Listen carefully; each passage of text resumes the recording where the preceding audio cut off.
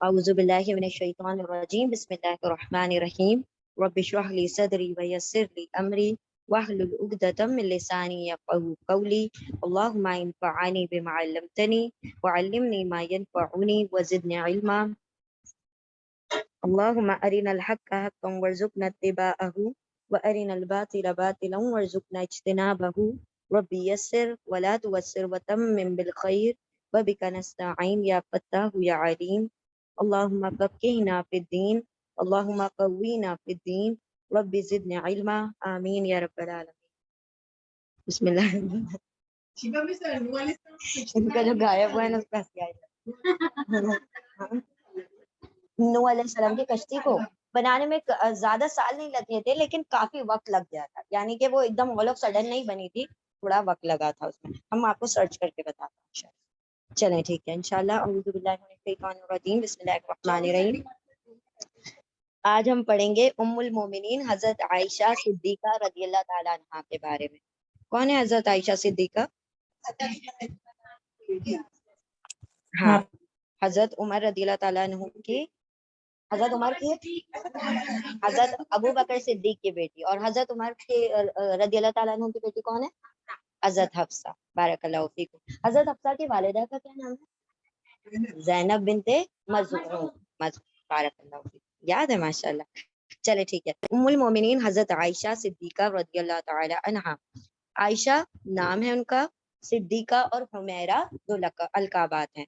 Siddiqa भी उनका लकब है और हुमैरा भी लकब है। आप सल्लल्लाहु अलैहि वसल्लम प्यार से ज्यादातर हुमैरा पुकारा करते थे हजरत आयशा को, और आइश भी कहते थे और हुमैरा भी कहते थे। ठीक है, तो दो हुमैरा, हाँ हुमैरा, हाँ हुमैरा, ठीक है, दो अलकाबात हैं। और उम्मे अब्दुल्ला कुन्नियत है इनकी। उम्मे अब्दुल्ला, अब्दुल्ला की माँ, कुन्नियत है, ये किसी की वालिदा नहीं है, बट कुन्नियत ली है इन्होंने, एक्सेप्ट की थी, तो इंशाल्लाह हम देख लेंगे उसको आगे। कुरैश के खानदान, कुन्नियत मतलब कि जो पहली, हाँ जैसे जो पहली औलाद होती है, जनरली पहली औलाद के नाम से जो माँ या बाप का नाम लगता है उसको कुन्नियत है, यानी कि इसके बाप पहचान, उसकी माँ। अब ये कैसे बोलते हैं गुड़िया क्या, अब गुड़िया क्या बन गई, इनकी कुन्नियत बन गई, ऐसे वैसे। आयशा नाम है, सिद्दीका और हुमैरा लकब है, उम्मे अब्दुल्ला कुन्नियत है। उम्मे अब्दुल्ला, ठीक है, किसकी? हजरत आयशा की कुन्नियत है, हालांकि उनकी कोई औलाद नहीं है। कुरैश के खानदान बनु तैम से थी, सिलसिला नसब ये है बनु तैम। और हजरत हफ्सा कौन से कबीले से हैं? आदि कबीले से। बारकल्लाहु फीकुम। आयशा बिनते अबू बकर, आयशा अबू बकर की बेटी हैं, और वो अबू कहाफा बिन आमिर बिन अमरू बिन काब बिन साद बिन तईम बिन मुर्रा बिन काब बिन लुआई। अब यहाँ पर आप सल्लल्लाहु अलैहि वसल्लम से हजरत आयशा का जो नसब मिलता है मुर्रा पर जाकर मिल जाता है, और हजरत हफ्सा का कहाँ मिलता है? काब बिन लुआई पर जाकर मिलता है, मतलब एक और जनरेशन ऊपर, और ये एक नीचे जनरेशन पे मिल जाता है मुर्रा पर, मुर्रा बिन काब बिन लुआई, और वो जो है काब पर मिलती हैं। ठीक है, हजरत हफ्सा। आयशा बिनते अबी बकर बिन अबी कुहाफा बिन आमिर बिन अमरू बिन काब बिन, ये दूसरे काब है, ठीक है, और बिन साद बिन तईम बिन मुर्रा बिन काब बिन लुआई। वालिदा का नाम उम्मे रूमान बिनते आमिर था, और हजरत हफ्सा के वालिदा का नाम क्या है? हजरत ज़ैनब बिनते मज़ऊन, और इनकी वालिदा का नाम है उम्मे रूमान रदियल्लाहु ताला अन्हा बिनते आमिर, और वो भी जलीलुल कदर सहाबियां, यानी इनकी वालिदा भी और वालिद, जैसे हजरत हफ्सा के दोनों वालिद वालिदा सहाबियात में, सहाबा और सहाबियात में, वैसे इनके भी वालिदैन सहाबा अकराम में शामिल हैं। हजरत आयशा सिद्दीका रज़ियल्लाहु ताला अन्हा बैसत नबी सल्लल्लाहु अलैहि वसल्लम के 4 साल बाद माह शव्वाल में पैदा हुई। आप सल्लल्लाहु अलैहि वसल्लम कब पैदा हुए हैं? अब ये बैसत नबवी की बात हो रही है। आप सल्लल्लाहु अलैहि वसल्लम पैदा हुए हैं आमुल फील में, आमुल फील में, तो आमुल फील के कितने साल बाद पैदा हुई हैं हजरत आयशा? 44। ठीक है, आप सल्लल्लाहु अलैहि वसल्लम की 40 साल की नबूवत मिली है, और नबूवत के 4 साल बाद, तो इसका मतलब कितनी छोटी हुई आप सल्लल्लाहु अलैहि वसल्लम से? 36 ईयर्स। डिफरेंस कितना है? हजरत आयशा और आप सल्लल्लाहु अलैहि वसल्लम के दरमियान 36 साल का डिफरेंस है। आप सल्लल्लाहु अलैहि वसल्लम 36 साल बड़े हैं हजरत आयशा से, ठीक है, और हजरत हफ्सा, हाँ 35। हाँ हजरत आयशा हफ्सा बड़ी हैं और हजरत आयशा छोटी हैं 1 साल, तो हम उम्र हो गई ना ऑलमोस्ट, तो इसीलिए वो क्या हुआ कि इन लोगों में ज्यादा फ्रेंडशिप थी। ठीक है, हजरत आयशा सिद्दीका रदियल्लाहु ताला अन्हा का जमाना है तफूलियत सिद्दीक अकबर रदियल्लाहु ताला अन्हु जैसे जलीलुल कद्र बाप के जेरे साया बसर हुआ, यानी वो उनकी किस की किफालत में है, अपने वालिद हजरत अबू बकर सिद्दीक के किफालत में है, वो पली बड़ी हैं। वो बचपन ही से बेहद ज़हीन और होशमंद थी और अपने बचपन के तमाम बातें उन्हें याद थी। यानी ऐसे होता है ना, कुछ बच्चों को हर छोटी से छोटी बात बच्चों को याद होती है, कुछ बच्चों को तो कुछ ज्यादा ही याद होती हैं। उसी तरह से हजरत आयशा को अपनी बचपन की सारी बातें याद थी। किसी दूसरे सहाबी या सहाबिया की याददाश्त इतनी तेज ना थी। बचपन में एक दफा हजरत आयशा सिद्दीका रदियल्लाहु ताला अन्हा गुड़ियों से खेल रही थी कि सरवर का आलम सल्लल्लाहु अलैहि वसल्लम पास से गुजरे, क्योंकि हजरत अबू बकर सिद्दीक और आप सल्लल्लाहु अलैहि वसल्लम दोनों फ्रेंड है और दोनों का आपस में एक दूसरे के घर में आना जाना लगा रहता था। तो आप सल्लल्लाहु अलैहि वसल्लम एक मर्तबा उनके घर में गए हैं और देखा कि हजरत आयशा गुड़ियों से खेल रही है। तो नन्ही आयशा रदियल्लाहु ताला अन्हा की गुड़ियों में एक परदार घोड़ा था, घोड़े पे पर लगे हुए थे। हुजूर सल्लल्लाहु अलैहि वसल्लम ने पूछा, आयशा ये क्या है? जवाब दिया, घोड़ा है। हुजूर सल्लल्लाहु अलैहि वसल्लम ने फरमाया, घोड़ों के तो पर ही नहीं होते। उन्होंने बेसाख्ता कहा, क्यों या रसूल अल्लाह? हजरत सुलेमान अलैहिस्सलाम के घोड़े के तो पर थे। कितनी इंटेलिजेंट थी, यानी उनकी इंटेलिजेंस के बारे में बताया जा रहा है कि वो कितनी इंटेलिजेंट थी बचपन से ही। हुजूर सल्लल्लाहु अलैहि वसल्लम ने ये जवाब सुनकर तबस्सुम फरमाया, यानी मुस्कुराने लगे। इमाम बुखारी रहमतुल्लाह अलैह का बयान है कि जब आयते बलिस्साअतु मौइदुहुम वस्साअतु अदहा व अम्र सूरह कमर की आयत है, मक्का में नाजिल हुई, तो इस वक्त हजरत आयशा सिद्दीका रदियल्लाहु ताला अन्हा खेल कूद में मशगूल थी। हुजूर सल्लल्लाहु अलैहि वसल्लम के निकाह में आने से पहले हजरत आयशा सिद्दीका रदियल्लाहु ताला अन्हा की निस्बत जुबैर बिन मतअम के बेटे, ठीक है, अभी ये उनकी कुनियत के बारे में पता चल रहा है। जुबैर बिन मतअम कौन है? जुबैर बिन मतअम नहीं नहीं, हमने सॉरी जुबैर बिन अव्वाम पढ़ा था, ये जुबैर बिन मतअम है, जुबैर जीम से है, ठीक है। हुजूर सल्लल्लाहु अलैहि वसल्लम के निकाह में आने से पहले हजरत आयशा सिद्दीका रदियल्लाहु ताला अन्हा की निस्बत जुबैर बिन मतअम के बेटे या या बरायत दीगर खुद जुबैर बिन मतअम से हुई थी, मगर उन लोगों ने ये निस्बत इसलिए फिस्क कर दी कि हजरत अबू बकर सिद्दीक रदियल्लाहु ताला अनहु और इनके अहले खानदान मुसलमान हो चुके थे।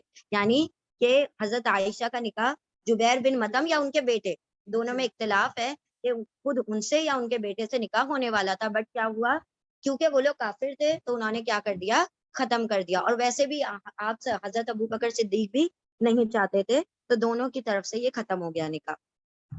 इसके बाद हजरत खौला रदियल्लाहु ताला अन्हा बिनते हकीम की ये दूसरी खौला है, ठीक है, बिनते हकीम, वो खौला बिनते साइलबा है, ठीक है, वो डिफरेंट है, जिनका कुरान में जिक्र आता है ना, बूढ़ी औरत जो के अपने शौहर से तलाक के बारे में वो जो पूछने के लिए आई थी ज़िहार के ताल्लुक से, हाँ, तो वो अलग है, ये दूसरी खौला है।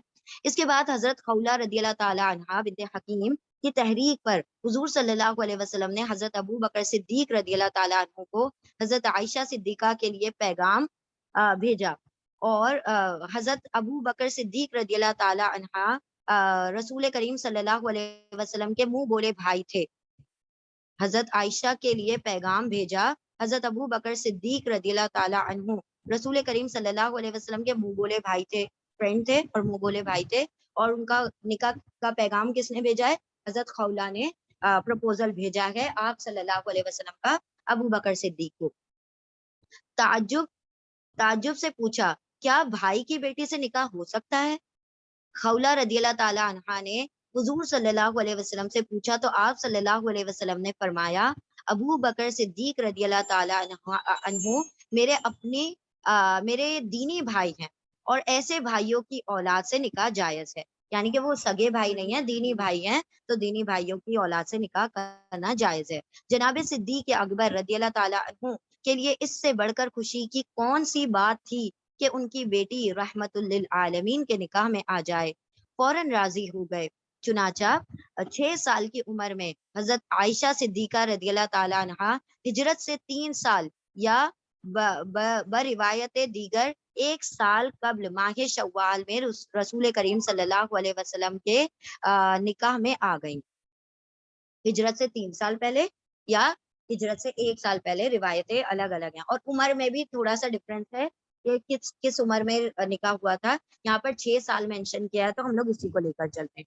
6 سال کی عمر میں، ہاں تو ہم کہہ رہے ہیں نا روایتیں الگ الگ ہیں، تو یہاں پر ہم انہی کی روایت لے کر چل رہے ہیں کہ 6 سال میں حضرت عائشہ کا نکاح ہوا، اور کس سے اس سے 3 سال پہلے یا پھر 1 سال پہلے. تو اگر 3 سال پہلے ہوتا ہے نکاح تو کتنی عمر ہوگی حضرت عائشہ صدیقہ کی؟ کہ 4 سال بعد پیدا ہوئی ہے نا، نبوت کے 4 سال بعد حضرت عائشہ پیدا ہوئی، اور آپ صلی اللہ علیہ وسلم نے ہجرت کی ہے 13 سال بعد، نبوت کے 13 سال بعد پیدا مطلب وہ کیا ہے. تو 4 - 13 کتنے ہوئے؟ 9 ہو گئے. تو اس حساب سے 9 ہو گئی، ٹھیک ہے. اور 6 یہاں پر لکھی ہوئی ہے. تو بہت الگ الگ مختلف روایتیں، ہم لوگ کو سب کو مطلب اس میں لے کر چلنا ہے. یعنی بس اتنا سمجھ لیں کہ بہت کم سنی میں ان کا نکاح ہوا ہے. 6 سال اور 9 سال، ابھی تو بلوغت کی بھی عمر نہیں ہوتی ہے، بہت چھوٹی عمر میں حضرت عائشہ کا 6 یا 9 سال کی عمر میں آپ صلی اللہ علیہ وسلم سے نکاح ہوا ہے. ناؤ ہاں نہیں آپ صلی اللہ علیہ وسلم کی تو اور بڑھ گئی نا عمر. آپ صلی اللہ علیہ وسلم 53 کے ہیں. ہاں ہجرت سے 3 سال پہلے تو 50 ہو گئے آپ صلی اللہ علیہ وسلم. اور حضرت عائشہ کتنی ہوئی؟ اگر 4 مائنس کریں اور 3 مائنس کریں، ٹھیک ہے، 4 میں اور 3 مائنس کریں تو ہو گئے 6 سال. ٹھیک ہے، تو اس طریقے سے 6 سال ہو گئے یا 9 سال. آپ لوگ روایتوں کو لے کر چلیں، 6 یا 9 سال میں حضرت عائشہ کا نکاح ہوا ہے آپ صلی اللہ علیہ وسلم سے. اور آپ صلی اللہ علیہ وسلم اور حضرت عائشہ میں 36 سال کا گیپ ہے. ٹھیک ہے، 36 سال کا ڈفرینس ہے. اور حفصہ اور آپ صلی اللہ علیہ وسلم میں 35 سال کا ڈفرینس ہے. بات تھی. اور ان کی بیٹی رحمت للعالمین کے نکاح میں آئے. حضرت ابو بکر صدیق اس بات پر بہت خوش ہو گئے اور فوراً راضی ہو گئے. چنانچہ 6 سال کی عمر میں حضرت عائشہ رضی اللہ تعالیٰ عنہا ہجرت سے 3 سال یا بروایت دیگر 1 سال قبل ماہ شوال میں رسول کریم صلی اللہ علیہ وسلم کے نکاح میں آ گئیں. حضرت ابو بکر صدیق رضی اللہ تعالیٰ عنہ نے خود نکاح پڑھایا. 500 درہم حق مہر مقرر کیا. 500 یعنی 500 درہم ان کے حق مہر مقرر کیا. ایک دفعہ شوال کے مہینے میں عرب میں طاعون کی خوفناک وبا پھیل گئی تھی جس نے ہزاروں گھرانوں کو ویران کر دیا تھا. اس وقت سے شوال کا مہینہ اہل عرب میں منحوس سمجھا جانے لگا اور وہ اس مہینے میں خوشی کی تقریب کرنے سے اعتراض کرتے تھے. حضرت عائشہ صدیقہ رضی اللہ تعالیٰ عنہا کا نکاح بھی شوال میں ہوا اور رخصتی چند سال بعد شوال ہی میں ہوئی. یعنی نکاح 6 سال یا 9 سال کی عمر میں ہوا، رخصتی کئی سالوں بعد، چند سالوں بعد ہوئی ہے. اور نکاح اور پیدائش بھی ان کی شوال میں ہوئی ہے. حضرت عائشہ پیدا بھی شوال میں ہوئی ہے، نکاح بھی شوال میں ہوا اور رخصتی بھی شوال میں ہوئی ہے. اسی وقت سے ماہ شوال کی نحوست کا وہم لوگوں کے دلوں سے دور ہوا. کیونکہ نبی کے گھرانے میں کوئی چیز رواج میں آ جائے تو لوگ پھر سمجھ جاتے ہیں کہ یہ کوئی منحوس چیز نہیں ہے. تو اہل ایمان میں ایٹ لیسٹ کیا ہو گیا، یہ بات جو تھی ختم ہو گئی کہ یہ شوال کا مہینہ منحوس نہیں ہے. حضرت عائشہ صدیقہ رضی اللہ تعالیٰ عنہا سے نکاح کی بشارت حضور صلی اللہ علیہ وسلم کو خواب میں ہو چکی تھی. آپ صلی اللہ علیہ وسلم نے خواب میں دیکھا کہ کوئی شخص ریشم میں لپیٹی ہوئی کوئی چیز آپ صلی اللہ علیہ وسلم کو دے رہا ہے اور کہتا ہے کہ یہ آپ صلی اللہ علیہ وسلم کی ہے. آپ صلی اللہ علیہ وسلم نے کھولا تو حضرت عائشہ تھی. اللہ اکبر. تو آپ صلی اللہ علیہ وسلم نے یہ خواب دیکھا تھا. حضرت عائشہ صدیقہ رضی اللہ تعالیٰ عنہا کا نکاح انتہائی سادگی سے ہوا. وہ فرماتی تھی کہ جب رسول صلی اللہ علیہ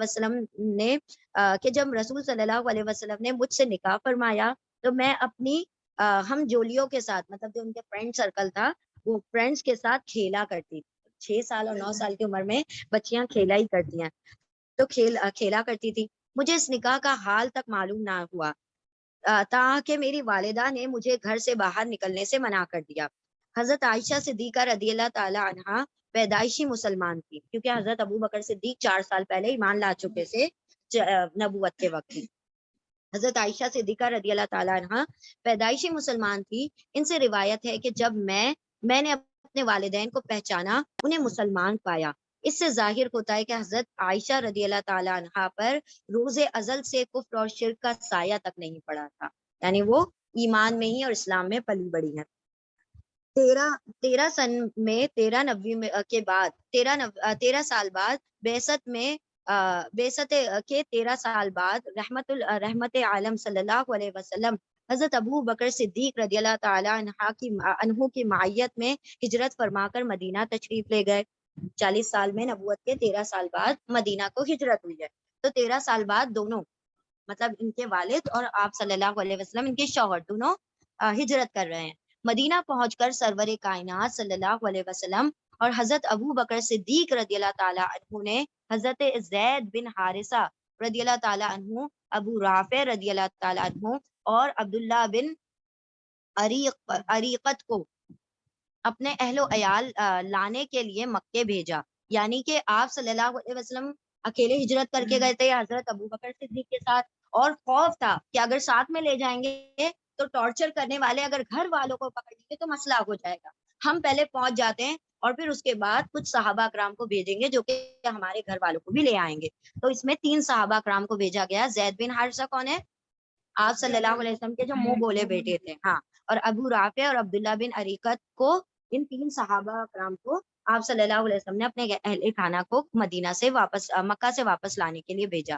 واپسی پر حضرت زید بن حارثہ کے ساتھ حضرت فاطمہ الزہرا، آپ صلی اللہ علیہ وسلم کی بیٹی، حضرت ام کلثوم، حضرت سودا بنت زمعہ، ام ایمن اور سامعہ بن زید رضی اللہ تعالیٰ عنہم تھے. یعنی اتنے 4 لوگ جو تھے کس کے ساتھ آ گئے؟ حضرت زید بن حارثہ کے ساتھ. ام کلثوم اور فاطمہ 2 بیٹیاں ہیں آپ صلی اللہ علیہ وسلم کی. حضرت سودا کون ہے؟ آپ صلی اللہ علیہ وسلم کی بیوی ہیں، دوسری بیوی. ام ایمن جو ہے آپ صلی اللہ علیہ وسلم کی کون ہے؟ دودھ رضائی ماں ہے. اور حضرت عائشہ، حضرت آمنہ کی کون ہے؟ میڈ ہے، ہاں، باندھی. ٹھیک ہے، ہاں جی. اور حضرت اسامہ بن زید، حضرت زید جو ہیں آپ صلی اللہ علیہ وسلم کے جو منہ بولے بیٹے ہیں، زید بن حارثہ، ان کے بیٹے اسامہ، یعنی کہ اپنے خود کے بیٹے کو بھی وہ ساتھ میں لے آئے. اور عبداللہ رضی اللہ تعالیٰ عنہ، یعنی منہ بولے پوتے ہو گئے نا آپ صلی اللہ علیہ وسلم کے. اور عبداللہ بن عریقت کے ہمراہ عبداللہ بن ابو بکر جو حضرت حفصہ کے بھائی ہیں. حضرت حفصہ کے بھائی ہیں وہ؟ نو. حضرت عبداللہ بن ابو بکر حضرت ابو بکر کے بیٹے ہیں اور حضرت عائشہ کے بھائی ہیں، سگے بھائی حضرت عائشہ کے. اور عبداللہ بن عمر بھی ہے نا، وہ کس کے بھائی ہیں؟ حضرت حفصہ کے. تو یاد رکھیں، حفصہ رضی اللہ تعالیٰ عنہ کے بھائی کا بھی نام عبداللہ ہے اور حضرت عائشہ کے بھائی کا نام بھی. لیکن ہم کو پتا ہونا چاہیے نا کہ کس کے ساتھ کس کا نام لگ رہا ہے، تو ہمیں پتا ہونا چاہیے. تو حضرت حفصہ اور حضرت عائشہ یہ دونوں فرینڈز ہیں نا، آلموسٹ ان کے اندر بہت ساری سملیرٹیز، ان کی کیمسٹری بہت میچ کرتی تھی. اور یہ ان کے دونوں کے بھائی کا نام عبداللہ ہے. ہاں، ہمراہ حضرت عبداللہ بن عریقت، ان کے ساتھ 4 لوگ گئے. ان کے حضرت عبداللہ بن عریقت کے، اب ان کا بھی نام عبداللہ ہے، ان کے ہمراہ عبداللہ بن ابو بکر، ام رومان یعنی حضرت ابو بکر کی وائف، حضرت عائشہ صدیقہ، اور اسماء بنت ابو بکر، یعنی 2 بیٹیاں، 1 بیٹا اور ماں. یہ 4 لوگ جو تھے عبداللہ بن عریقت کے ساتھ مدینہ آئے. مدینہ پہنچ کر حضرت عائشہ صدیقہ رضی اللہ تعالیٰ عنہا محلہ بنو حارث بن خزرج میں اپنے والد محترم کے گھر اتری. یعنی بنو حارث کا ایک محلہ ہے، خزرج قبیلہ، 2 قبیلے تھے نا مدینہ میں، اوس اور خزرج. تو خزرج قبیلے میں حضرت ابو بکر صدیق ٹھہرے ہوئے تھے، وہیں جا کر وہ بھی اتری. مدینہ کی آب و ہوا شروع میں مہاجرین کو موافق نہ تھی، اور یقیناً نہیں ہوگی. مدینہ کا جو ٹیمپریچر اور سارا کچھ ایسا ہے جیسے کہ ممبئی کا سمجھ لیں، اور جو مکہ کا ہے وہ ایسا جیسے دلی کا سمجھ لیں. ایکسٹریم ٹیمپریچر ہے، ایک دم زیادہ سردی اور ایک دم زیادہ گرمی ہوتی ہے مکہ میں، اور یہاں پر نارمل ٹیمپریچر ہوتا ہے کیونکہ یہ شہر ہے، وہ تھوڑا سا مطلب صحرائی علاقہ زیادہ ہے مکہ میں.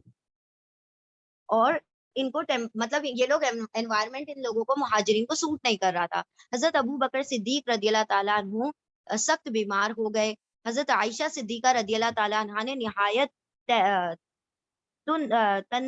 تندہی سے ان کی تیمارداری کی. جب وہ صحت یاب ہوئے تو خود بیمار ہو گئیں، یعنی باپ کی تیمارداری کرتی رہی اور خود بیمار پڑ گئیں. مرض کا حملہ اتنا شدید تھا کہ سر کے بال گر گئے، تاہم جان بچ گئی. اب دیکھیں ہمارے ساتھ بھی ایسا ہوتا ہے نا، کبھی کبھی بیمار ہو جاتے ہیں تو ہم کتنا پریشان ہو جاتے ہیں نا. تو یہ صرف ہمارے ہی ساتھ معاملہ نہیں ہوتا ہے، ہمارے صحابیات کے ساتھ بھی یہ معاملہ ہو چکا ہے. لیکن سوچے کہ کتنی ایکسٹریم بیماری ہو چکی ہوگی کہ یہاں پر یوں لکھا ہے کہ جان بچ گئی، بال جھڑ گئے تو جھڑ گئے لیکن جان بچ گئی. جب حضرت عائشہ صدیقہ کو والد کی تیمارداری کے پہلے باپ بیمار ہوئے، پھر بیٹی بیمار ہو گئی. جب صحت بحال ہوئی تو صدیق اکبر رضی اللہ تعالیٰ عنہ نے حضور صلی اللہ علیہ وسلم سے عرض کیا، یا رسول اللہ صلی اللہ علیہ وسلم، عائشہ رضی اللہ تعالیٰ عنہا کو آپ رخصت کیوں نہیں کرا لیتے؟ یعنی اب ڈر، ایک خوف ہو گیا نا کہ بیمار پڑ رہی ہیں تو ایک کام کیا جائے کہ رخصت کرا لیا جائے. فرمایا فی الحال میرے پاس مہر نہیں ہے. صدیق اکبر رضی اللہ تعالیٰ عنہ نے اپنے پاس سے 500 درہم حضور صلی اللہ علیہ وسلم کی خدمت میں بطور قرض حسنہ پیش کیے، یعنی پہلے خود قرض عطا کر دیا جو آپ صلی اللہ علیہ وسلم نے قبول فرما لیے. تو قرض لینا کوئی حرج نہیں ہے، لیکن نیت اگر درست ہو. کیونکہ آج لوگ قرض لیتے ہیں لیکن نیت اس میں دینے کی نہیں ہوتی تو اللہ بھی ادا نہیں کرواتا. اگر بندے کی نیت ہوتی ہے نا تو پھر وہ ادا ہو ہی جاتا ہے. آپ صلی اللہ علیہ وسلم نے لے لیا 500 درہم اور وہی حضرت عائشہ صدیقہ رضی اللہ تعالیٰ عنہ کے پاس بھیج کر انہیں شوال 1 ہجری یعنی 1 ہجری میں شوال کے مہینے میں یا بر روایت دیگر 2 ہجری میں رخصت کرا لیا. اس وقت حضرت عائشہ صدیقہ رضی اللہ تعالیٰ عنہ کی عمر 9 سال کی تھی، یعنی 6 ہجری میں نکاح ہوا ہے، 9 ہجری میں رخصتی ہوئی ہے. بعض جدید سیرت نگار اس طرف گئے ہیں کہ رخصت کرنے کے وقت حضرت عائشہ صدیقہ رضی اللہ تعالیٰ عنہ کی عمر 17 برس کی لگ چکی تھی. یعنی کہیں کسی نے کہا کہ 17 برس ہو چکی تھی اور کسی نے کہا کہ 9 ہی برس میں ان کا جو رخصتی ہو گئی تھی. روایتیں الگ الگ ہیں. 3 ہجری میں غزوہ احد پیش آیا جب ایک اتفاقی غلطی سے جنگ کا پانسا پلٹ گیا. اور وہ کیا غلطی تھی؟ ٹیلے پہ سے اترنے والی غلطی تھی. اور حضور صلی اللہ علیہ وسلم کی شہادت کی خبر مشہور ہو گئی تو مدینہ سے حضرت عائشہ صدیقہ رضی اللہ تعالیٰ عنہ، حضرت صفیہ رضی اللہ تعالیٰ عنہ بنت عبد المطلب، کون ہے؟ پھپھی. ہاں پھپھی. سیدت النساء فاطمۃ الزہرا اور دوسری خواتین اسلام دیوانہ وار میدان جنگ کی طرف لپکی. 3 لوگوں کا ذکر ہوا ہے، آپ صلی اللہ علیہ وسلم کی بیوی عائشہ اور حضرت آپ صلی اللہ علیہ وسلم کی پھپھی حضرت صفیہ اور ان کی جو بیٹی ہیں حضرت فاطمہ الزہرا. تو یہ 3 لوگ جو تھے یہاں پر نکلے اور ان کے ساتھ اور بھی عورتیں جو تھی مسلمان وہ بھی میدان جنگ کی طرف دوڑ پڑی. وہاں پہنچ کر حضور صلی اللہ علیہ وسلم کو سلامت دیکھا تو سجدہ شکر بجا لائیں. ان سب نے مل کر حضور صلی اللہ علیہ وسلم کے زخموں کو دھویا اور پھر مشکیزیں استعمال کر زخمیوں کو پانی پلانا شروع کیا. ہم پڑھ چکے نا حضرت صفیہ پانی پلا رہی تھی اور حضرت حضرت حمزہ کا جو تھا مسئلہ ہو چکا تھا جو وہ بڑھتی چلی جا رہی تھی اور آپ صلی اللہ علیہ وسلم نے رکوا دیا تھا. جب دوسرے صحابہ اکرام رضی اللہ تعالیٰ عنہم اجمعین جو ادھر ادھر منتشر تھے حضور صلی اللہ علیہ وسلم کے گرد جمع ہونے شروع ہو گئے تو مدینہ واپس تشریف لائیں. یعنی کہ جب پتہ چل گیا کہ زندہ ہیں آپ صلی اللہ علیہ وسلم، پانی پلا دیا اور زخم وغیرہ دھو دیا اور صحابہ اکرام نے جب گھراؤ کر لیا کہ آپ پروٹیکشن میں آ گئے ہیں تب وہ مدینہ لوٹ آئیں. بعض روایتوں میں ہے کہ حضرت عائشہ صدیقہ رضی اللہ تعالیٰ عنہ بعض دوسری خواتین کے ہمراہ مدینہ منورہ ہی سے لشکر اسلام کے ساتھ میدان جنگ میں گئی تھی. صحیح بخاری میں ہے کہ جب مسلمانوں میں اضطراب برپا تھا تو وہ اپنی پیٹھ پر مشک لاد لاد کر زخمیوں کو پانی پلاتی تھی. امام احمد بن حنبل رحمت اللہ علیہ نے لکھا ہے کہ حضرت عائشہ صدیقہ رضی اللہ تعالیٰ عنہ غزوہ خندق میں بھی قلعے سے باہر نکل کر نقشہ جنگ دیکھا کرتی تھی. یعنی کہ سارا کچھ معائنہ کرتی تھی، جیسے حضرت صفیہ کرتی تھی ویسے یہ بھی کیا کرتی تھی؟ معائنہ کرتی تھی. حضور صلی اللہ علیہ وسلم سے دوسری لڑائیوں میں بھی شریک ہونے کی اجازت چاہی تھی لیکن نہ ملی. چاہتی تھی کہ میں خود بھی پیش رہوں جنگ میں، لیکن آپ صلی اللہ علیہ وسلم نے اجازت نہ دی. صحیح بخاری میں ہے کہ وہ راتوں کو اٹھ کر قبرستان چلی جاتی تھی اللہ اکبر، جگر کتنا ان کے اندر وہ تھا. ان روایتوں سے ثابت ہوتا ہے کہ ام المومنین فطری طور پر نہایت دلیر اور نڈر تھی. یعنی راتوں کو قبرستان جانا، وہ بھی تنہا عورت کا، تو یہ ان کی مطلب دلیری کی دلیل ہے. حضرت عائشہ صدیقہ رضی اللہ تعالیٰ عنہ کی حیات مبارکہ کے 4 واقعات بے حد اہم ہیں. افق، ایلا، تحریم اور تخیل، یہ 4 ہم انشاءاللہ ایک ایک کر کے دیکھیں گے. افق، تحریم یعنی جو حرام کر دیا، ٹھیک ہے، حرام کرنے والی چیز، کوئی بھی چیز جس کو حرام کر دیا گیا اس کو تحریم کہا جاتا ہے. ٹھیک ہے. افق کا واقعہ یوں پیش آیا کہ غزوہ بنو مستلق کے سفر میں، یہ آپ لوگ پڑھ چکے ہیں، ہے نا. ہاں، افق کا واقعہ یہ ہے، افق میں یہ ہوا تھا کہ حضرت عائشہ پر نعوذ باللہ اڈلٹریشن کا الزام لگا دیا گیا تھا، سلینڈرنگ کی گئی. افق کا واقعہ یوں پیش آیا کہ غزوہ بنو مستلق کے سفر میں حضرت عائشہ صدیقہ رضی اللہ تعالیٰ عنہ حضور صلی اللہ علیہ وسلم کے ہمراہ تھیں. راستے میں ایک جگہ رات کو قافلے نے قیام کیا. حضرت عائشہ صدیقہ رضی اللہ تعالیٰ عنہ رفع حاجت کے لیے پڑاؤ سے دور نکل گئیں. وہاں ان کے گلے کا ہار جو تھا وہ اپنی بہن حضرت اسما سے مانگ کر لائی تھی. حضرت اسما سے انہوں نے ہار مانگا تھا، ان کو اچھا لگا تھا، پہن لیا تھا. اب پہن لیا، لیکن جب چونکہ یہ یہاں پر رفع حاجت کے لیے آئی ہیں اور یہیں کہیں گم کر دیا. ٹھیک ہے. بے خبری کے عالم میں گر گیا. ٹھیک ہے. واپسی پر پتا چلا تو بہت مضطرب ہوئی، پریشان ہوئی. پھر اسی سمت واپس لوٹی. خیال کیا کہ قافلے کے چلنے سے پہلے ہار ڈھونڈ کر واپس پہنچ جاؤں گی. جب ہار ڈھونڈ کر واپس پہنچی تو قافلہ روانہ ہو چکا تھا.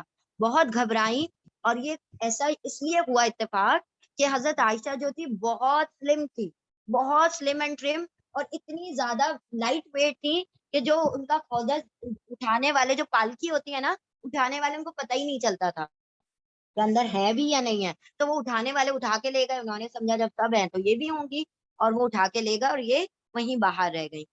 بہت گھبرائی، نہ تجربہ کاری کی عمر تھی، چادر اوڑھ کر وہیں لیٹ گئی. حضرت صفوان رضی اللہ تعالی عنہ بن معطل، حضرت صفوان بن معطل ایک صحابی کسی انتظامی ضرورت کے سلسلے میں قافلے سے پیچھے رہ گئے تھے. اور یہ یہاں پر لکھا ہوا ہے، لیکن حضرت صفوان بن معطل کو آپ صلی اللہ علیہ وسلم نے اس کام کے لیے رکھا تھا کہ جو بھی ایسا ہوتا ہے نا کہ قافلہ آگے چلا جائے تو جو پیچھے چیزیں رہ جاتی ہیں کسی کی چھوٹی ووٹی، تو وہ جمع کر کے کلیکٹ کر کے پھر بعد میں قافلے کے اس میں مل جایا کرتے تھے. تو وہ اس کام کے لیے معمور کیے گئے تھے. حضرت صفوان بن معطل ایک صحابی ہیں، کسی انتظامی ضرورت سے قافلے کے سلسلے میں قافلے سے پیچھے رہ گئے تھے. انہوں نے حضرت عائشہ صدیقہ رضی اللہ تعالیٰ عنہا کو پہچان لیا، کیونکہ بچپن میں یا حکم حجاب سے پہلے، حجاب کی آیتیں نازل ہو چکی تھی اور اس سے پہلے حضرت صفوان نے حضرت عائشہ کو دیکھ رکھا تھا، انہیں دیکھا ہوا تھا. ان سے پیچھے رہ جانے کا سبب پوچھا. جب واقعہ معلوم ہوا تو ہمدردی کا اظہار کیا. پھر ام المومنین کو اونٹ پر بٹھا کر اجلت سے جلدی قافلے کی طرف روانہ ہوئے اور دوپہر کے وقت قافلے میں جا ملے. مشہور منافق عبداللہ بن ابی کو جب اس واقعے کا پتہ چلا تو اس نے حضرت صدیقہ رضی اللہ تعالیٰ عنہا کے متعلق مشہور کر دیا کہ وہ اب با عصمت نہیں رہی، یعنی انہوں نے نعوذ باللہ عصمت گوا دی ہے. چند سادہ لوگ مسلمان بھی غلط فہمی میں مبتلا ہو گئے، جیسے کہ حسان بن ثابت تھے، اور جو زینب بنت جہش کی جو بہن تھی حمنہ بنت جہش، وہ اس میں ملوث ہو گئی تھی، اور حضرت حسان بن ثابت اور حضرت مستہ بھی اس میں شامل ہو گئے تھے.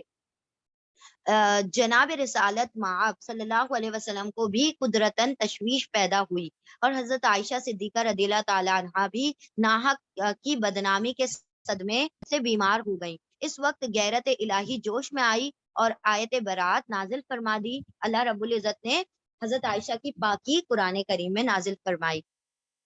لولا اذ سمعتموه ظن المؤمنون والمؤمنات بانفسهم خیرا وقالوا هذا افک مبین، یعنی جب تم نے یہ سنا تو مومن مردوں اور مومن عورتوں کی نسبت نیک گمان کیوں نہیں کیا اور کیوں نہ کہہ دیا کہ یہ تو صریح تہمت ہے. اللہ رب العزت نے فرمایا قرآن کریم میں کہ جن لوگوں کے کانوں تک یہ خبر پہنچی تھی تو ان کو پہلے تو کنفرم کرنا چاہیے تھا، اس کو انویسٹیگیٹ کرنا چاہیے تھا.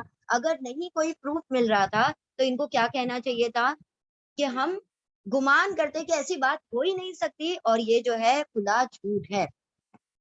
آیت برات کے نزول سے دشمنوں کے منہ سیاہ ہو گئے اور سادہ لوگ مسلمان جو غلط فہمی کا شکار ہو گئے تھے سخت شرمندہ ہوئے. انہوں نے نہایت عاجزی سے اللہ اور اللہ کے رسول صلی اللہ علیہ وسلم سے معافی مانگی. یعنی مسلمان جو اس بات میں ملوث ہو گئے تھے تو انہوں نے معافی مانگی. حضرت عائشہ صدیقہ رضی اللہ تعالیٰ عنہا اور ان کے والدین کو قدرتاً بے حد مسرت ہوئی یقینی طور پر کہ اللہ رب العزت نے ازواج مطہرات میں شامل فرما دیا اور میری بیٹی کے نام سے اللہ نے آیت نازل فرمائی. تو کون سے والد نہیں خوش ہوں گے کہ قیامت تک جب قرآن پڑھا جاتا رہے گا حضرت عائشہ کی باقی بیان ہوتی رہے گی. تو دونوں والدین جو تھے بڑے خوش ہوئے. عائشہ صدیقہ رضی اللہ تعالیٰ عنہا کا سر فخر سے بلند ہو گیا. انہوں نے فرمایا میں صرف اپنے اللہ کا شکر ادا کروں گی اور کسی کی ممنون نہیں, میں کسی کی مشکور نہیں ہوں. میں لوگوں نے پوچھا آپ صلی اللہ علیہ وسلم کی بھی نہیں؟ تو کہا نہیں, میں ان کا بھی شکر گزاری نہیں کروں گی, کیونکہ جب لوگوں نے آ کر کہا کہ عائشہ نے گناہ کیا ہے تو عائشہ بھی تو کہہ رہی تھی کہ عائشہ نے گناہ نہیں کیا ہے.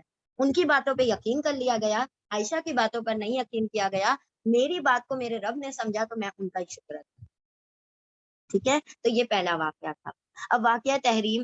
سرور عالم صلی اللہ علیہ وسلم کا معمول تھا کہ عصر کی نماز کے بعد ازواج مطہرات کے پاس تھوڑی تھوڑی دیر کے لیے تشریف لے جاتے. ایک دفعہ حضرت زینب رضی اللہ تعالیٰ عنہا بنت جہش کے پاس زیادہ دیر ہو گئی. حضرت عائشہ صدیقہ رضی اللہ تعالیٰ عنہا کو رشک ہوا کہ ان کے پاس زیادہ کیوں اور ہمارے پاس کم کیوں. انہوں نے تجسس کیا تو معلوم ہوا کہ حضور صلی اللہ علیہ وسلم نے زینب رضی اللہ تعالیٰ عنہا کے ہاں شہد کھایا ہے جو انہیں کسی نے تحفے کے طور پر بھیجا تھا. حضرت زینب کو تحفے میں شہد آیا تھا اور آپ صلی اللہ علیہ وسلم شہد کھانے کی وجہ سے دیر تک رک گئے.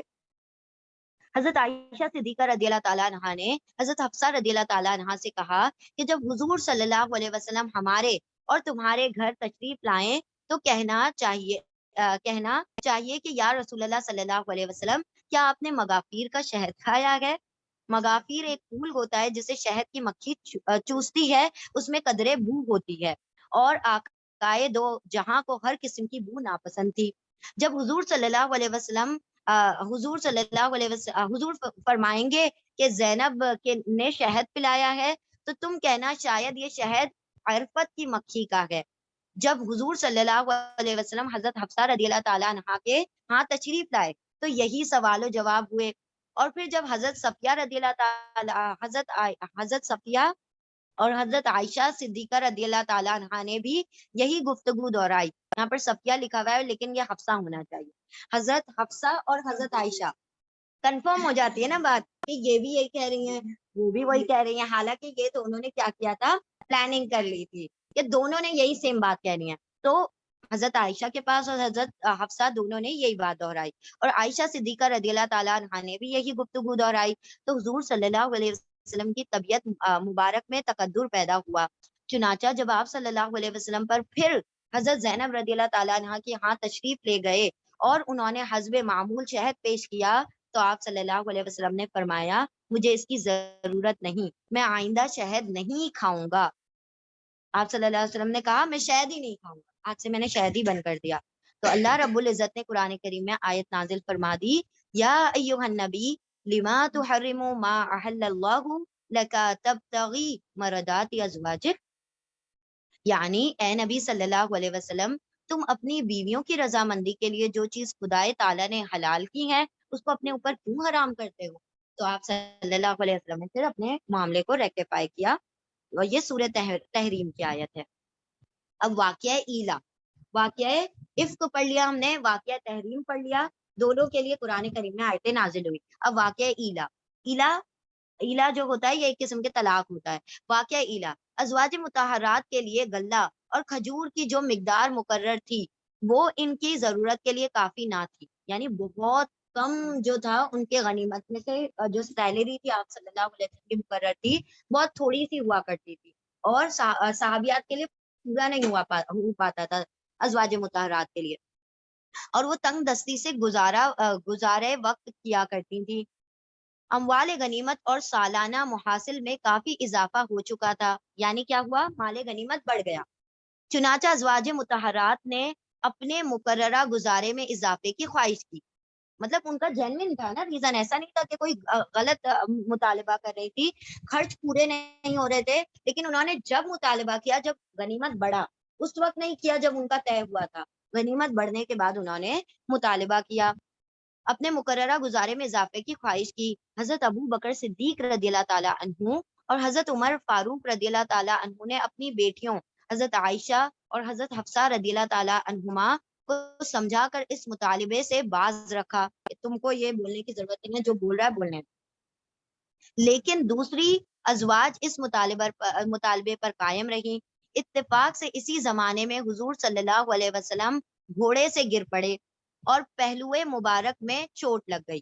آپ صلی اللہ علیہ وسلم نے حضرت عائشہ صدیقہ رضی اللہ تعالیٰ عنہا کے حجرے سے متصل ایک بالا خانے پر قیام فرمایا اور عہد کیا کہ 1 مہینے تک ازواج مطہرات کو نہ ملیں گے، یعنی انہوں نے ایسا مطالبہ کیا ہے تو غصے میں آپ صلی اللہ علیہ وسلم نے منع کر دیا کہ میں اب ان سے ملوں گا ہی نہیں، اور حضرت عائشہ کے بالکل پاس ایک کمرے میں کیا ہوئے، وہ اکیلے ٹھہر گئے۔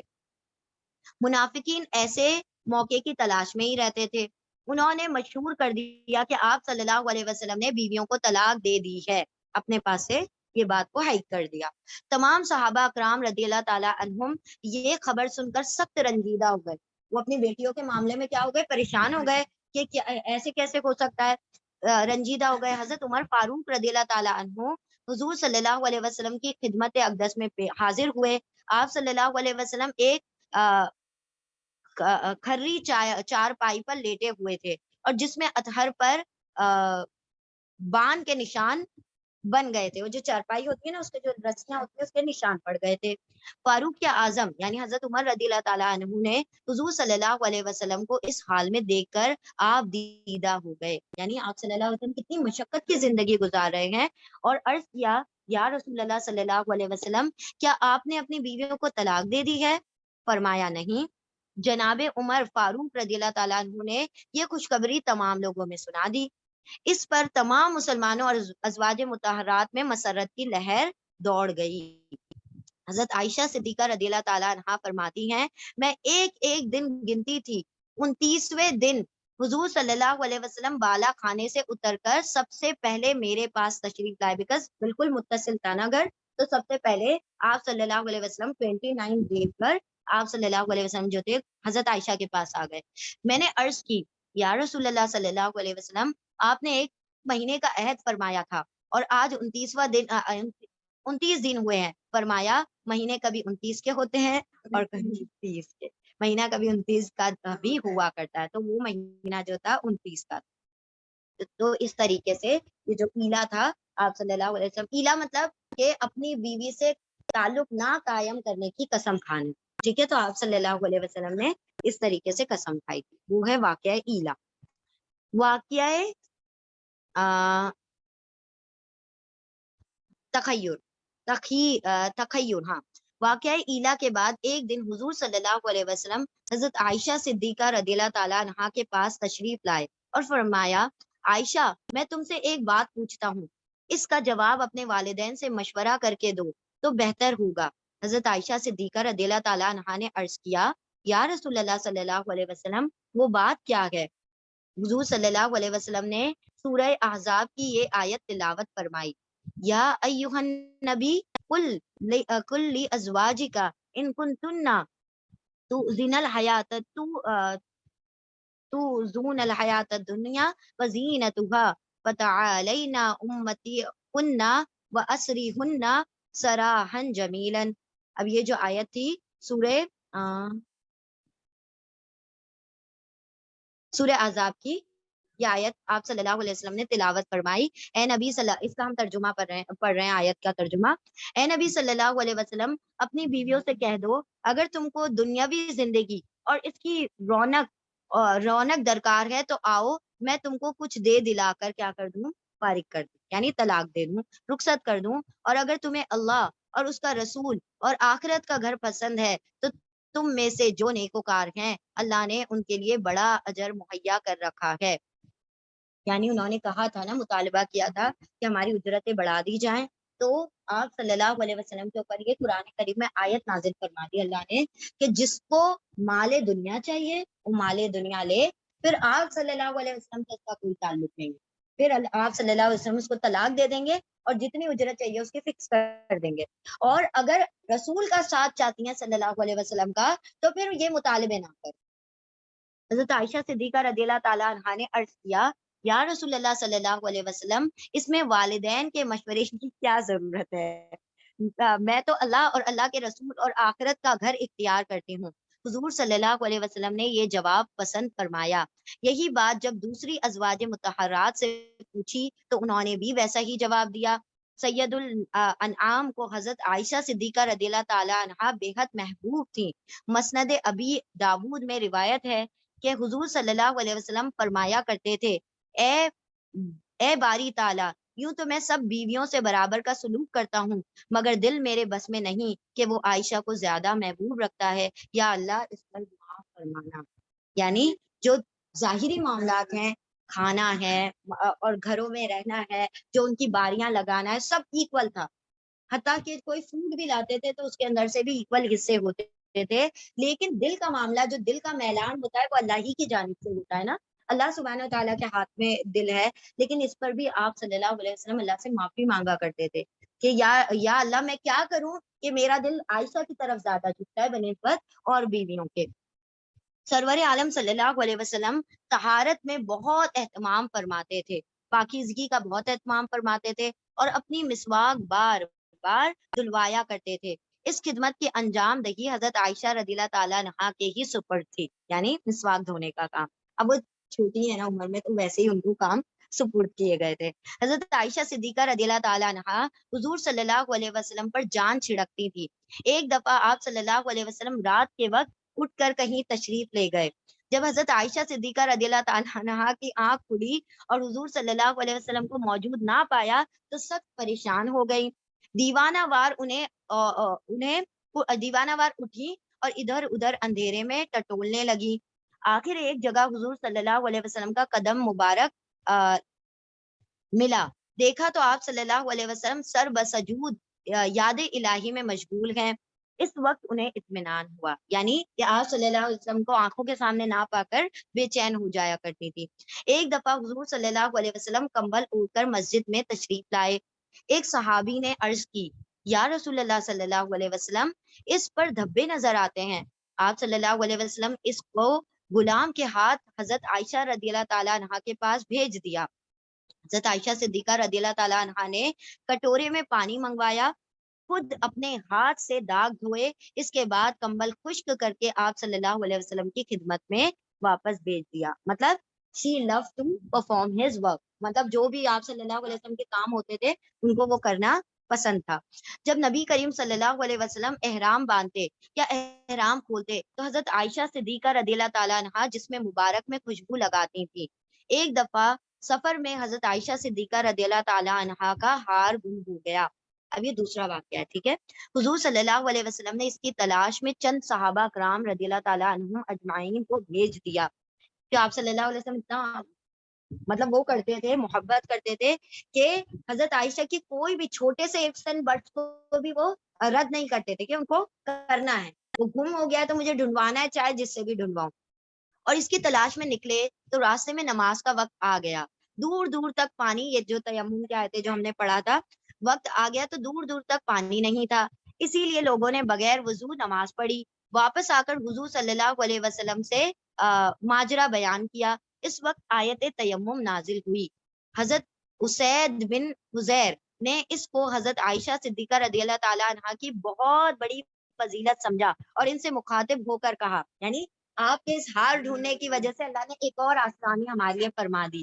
ام المومنین، اب صحابہ کرام میں کیا کہہ رہے ہیں، آپ حضرت عائشہ کو مخاطب ہو کر حضرت اسید بن حضیر نے اس کو حضرت عائشہ رضی اللہ تعالیٰ عنہا کی بہت بڑی فضیلت سمجھا اور ان سے مخاطب ہو کر کہا، ام المومنین رضی اللہ تعالیٰ عنہا، خدا آپ کو جزائے خیر دے.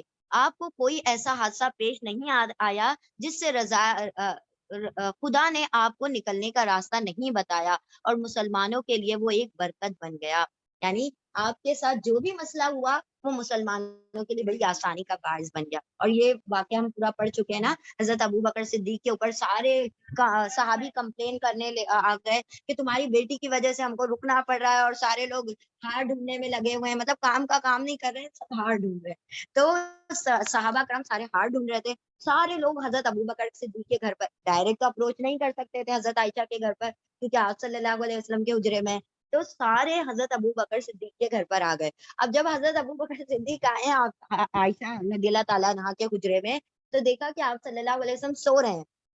تو جا کے حضرت ابو بکر صدیق نے پوری ماری جا کے غصے میں, کیا یہ لگا رکھا ہے, ہار ڈھونڈواؤ ہار ڈھونڈواؤ, اس کو ختم کرو اس معاملے کو. لیکن اللہ رب العزت نے جب دیکھا کہ حضرت ابو بکر صدیق اپنی بیٹی پر غصہ کر رہے ہیں, اللہ رب العزت نے یہ آیتیں نازل فرما دی کہ اگر تمہارے پاس کیا نہیں ہے, پانی نہیں ہے, تو پاک مٹی سے تیمم کر لو. ٹھیک ہے. اب یہ نیکسٹ واقعہ, جب حضرت عائشہ صدیقہ رضی اللہ تعالیٰ عنہ کی ازدواجی زندگی کے 9 برس گزر گئے تو آقائے دو جہاں مرض وفات میں مبتلا ہو گئے. یعنی رخصتی کے بعد جب 9 ہجری کی یا اراؤنڈ 9 ہجری کی بات ہے, آپ صلی اللہ علیہ وسلم کی وفات کے وقت 9 یا 10 ہجری کا واقعہ ہے. حضور صلی اللہ علیہ وسلم 13 دن علیل یعنی بیمار رہے. ان 13 دنوں میں 5 دن دیگر ازواج کے ہاں قیام فرمایا اور 8 دن حضرت عائشہ صدیقہ رضی اللہ تعالیٰ عنہا کے ہاں رہے. شدت مرض میں کمزوری کی وجہ سے حضور صلی اللہ علیہ وسلم اپنی مسواک حضرت عائشہ صدیقہ رضی اللہ تعالیٰ عنہا کو دیتے وہ اپنے دانتوں میں چبا کر نرم کرتی اور پھر حضور صلی اللہ علیہ وسلم استعمال فرماتے. یعنی آج کے دور میں اگر کوئی اپنی بیوی سے جھوٹا مانگ لے, وہ بولے گا جاؤ پہلے 7 بار دھو کے لاؤ, اس کو مٹی سے بھی پاک کرنا. ان لوگ اپنی بیویوں کا بھی جھوٹا کھانا نہیں پسند کرتے, اور آپ صلی اللہ علیہ وسلم مسواک چبی ہوئی ان کی منہ سے کیا کر رہے تھے, یوز کرتے تھے. اور ہمیں وہ بھی واقعہ پتا ہے کہ جہاں سے بھی حضرت عائشہ کیا کرتی تھی, پانی پیتی تھی, سیم پلیس پر کیا کرتے تھے آپ صلی اللہ علیہ وسلم اپنے لب لگاتے تھے. اور حضرت عائشہ جہاں سے گوشت کی بوٹی کٹ کرتی تھی وہی اسی جگہ سے, اور پوچھتے تھے تاکہ ان کو پتا چلے اور زیادہ مطلب ان کی محبت میں اضافہ ہو جائے. حضرت عائشہ سے پوچھتے تھے عائشہ تم نے کہاں سے پیا ہے, تو آپ صلی اللہ علیہ وسلم کو بتاتی تھی, اور جب آپ صلی اللہ علیہ وسلم پیتے تھے تو بلش کرتی تھی, بہت خوش ہو جاتی تھی, پھر ریڈ ہو جایا کرتی تھی. مسواک حضرت عائشہ چبا چبا کر مطلب اتنی کمزوری آ چکی تھی کہ آپ صلی اللہ علیہ وسلم چبا بھی نہیں پا رہے تھے, اتنے علیل ہو چکے تھے. 9 یا 12 ربیع الاول 11 ہجری کو سرور کونین صلی اللہ علیہ وسلم کی روح اطہر نے عالم قدس کی طرف پرواز کی. اس وقت حضور صلی اللہ علیہ وسلم کا سر مبارک حضرت عائشہ صدیقہ رضی اللہ تعالیٰ عنہا کے سینے پر رکھا ہوا تھا, اور پھر انہی کے حجرے مبارک کے حضور صلی اللہ علیہ وسلم کی ابدی آرام گاہ بننے کا شرف حاصل ہوا. یعنی انہی کے حجرے کو آپ صلی اللہ علیہ وسلم کا مقبرہ بنایا گیا, اور انہی کے گھر میں آپ صلی اللہ علیہ وسلم کی وفات ہوئی ہے. رحلت نبی صلی اللہ علیہ وسلم کے وقت حضرت عائشہ صدیقہ رضی اللہ تعالیٰ عنہا کی عمر 18 سال کی تھی. 48 برس انہوں نے عالم بیوگی میں بسر کیے, یعنی آپ صلی اللہ علیہ وسلم کی وفات کے بعد. اور چونکہ اللہ رب العزت نے منع فرما رکھا تھا کہ آپ صلی اللہ علیہ وسلم کی بیویوں سے ان کی وفات کے بعد کوئی نکاح نہیں کر سکتا, وہ رسول کی ہی بیویاں ہیں اور امت کی مائیں ہیں, تو ماؤں سے نکاح نہیں ہوتا, تو اسی لیے کوئی نکاح نہیں کر سکتا, تو اسی لیے ان کو 48 سال بیوہ رہنا پڑا. 18 + 48 کتنے ہو گئے, 8 16 چلے ابھی اینڈ میں آ جائے گا لکھ کے خود کتنی عمر ہے. رحلت نبی, آپ لوگ کیلکولیٹر لے کر بیٹھا کرے تاکہ جلدی جلدی. 63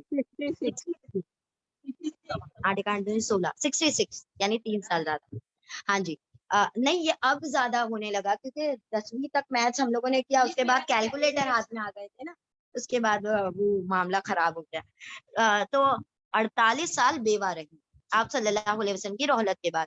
اس تمام عرصے میں وہ تمام عالم اسلام کے لیے رشد و ہدایت, علم و فضل اور خیر و برکت کا ایک عظیم مرکز بنی رہی. یعنی اللہ رب العزت نے ان کو انٹلیکچولی اتنا زبردست بنایا تھا کہ جو حدیث آپ صلی اللہ علیہ وسلم سے سنتی تھی اس کو بائی ہارٹ کر لیتی تھی. وہ عظیم مرکز بنی رہی. ان سے 2210 یا 2210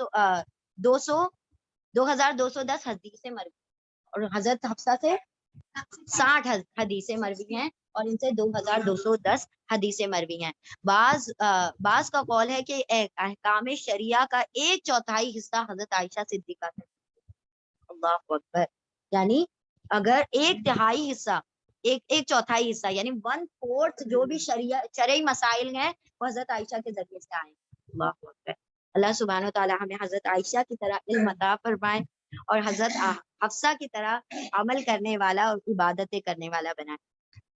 بڑے بڑے جلیل القدر صحابہ اکرام ان کی خدمت میں حاضر ہو کر ہر قسم کے مسائل پوچھا کرتے تھے. کیونکہ حضرت عائشہ کو آپ صلی اللہ علیہ وسلم کی زیادہ صحبت ملی ہے. حضرت سودا نے بھی اپنی باری چھوڑ کر حضرت عائشہ کو دے دی تھی, کہا میں بوڑھی ہو چکی ہوں, مجھے ضرورت نہیں ہے, تم چاہے تو حضرت عائشہ کو آپ صلی اللہ علیہ وسلم وہ باری دے دیں. حضرت ابو موسیٰ اشعری رضی اللہ تعالیٰ عنہ فرماتے ہیں کہ ہم لوگوں کو کوئی مشکل ایسی پیش نہ آئی جس کا علم حضرت عائشہ کے پاس نہ, ہر مشکل کا حل وہ بتا دیا کرتی. Just wait for 2 minutes.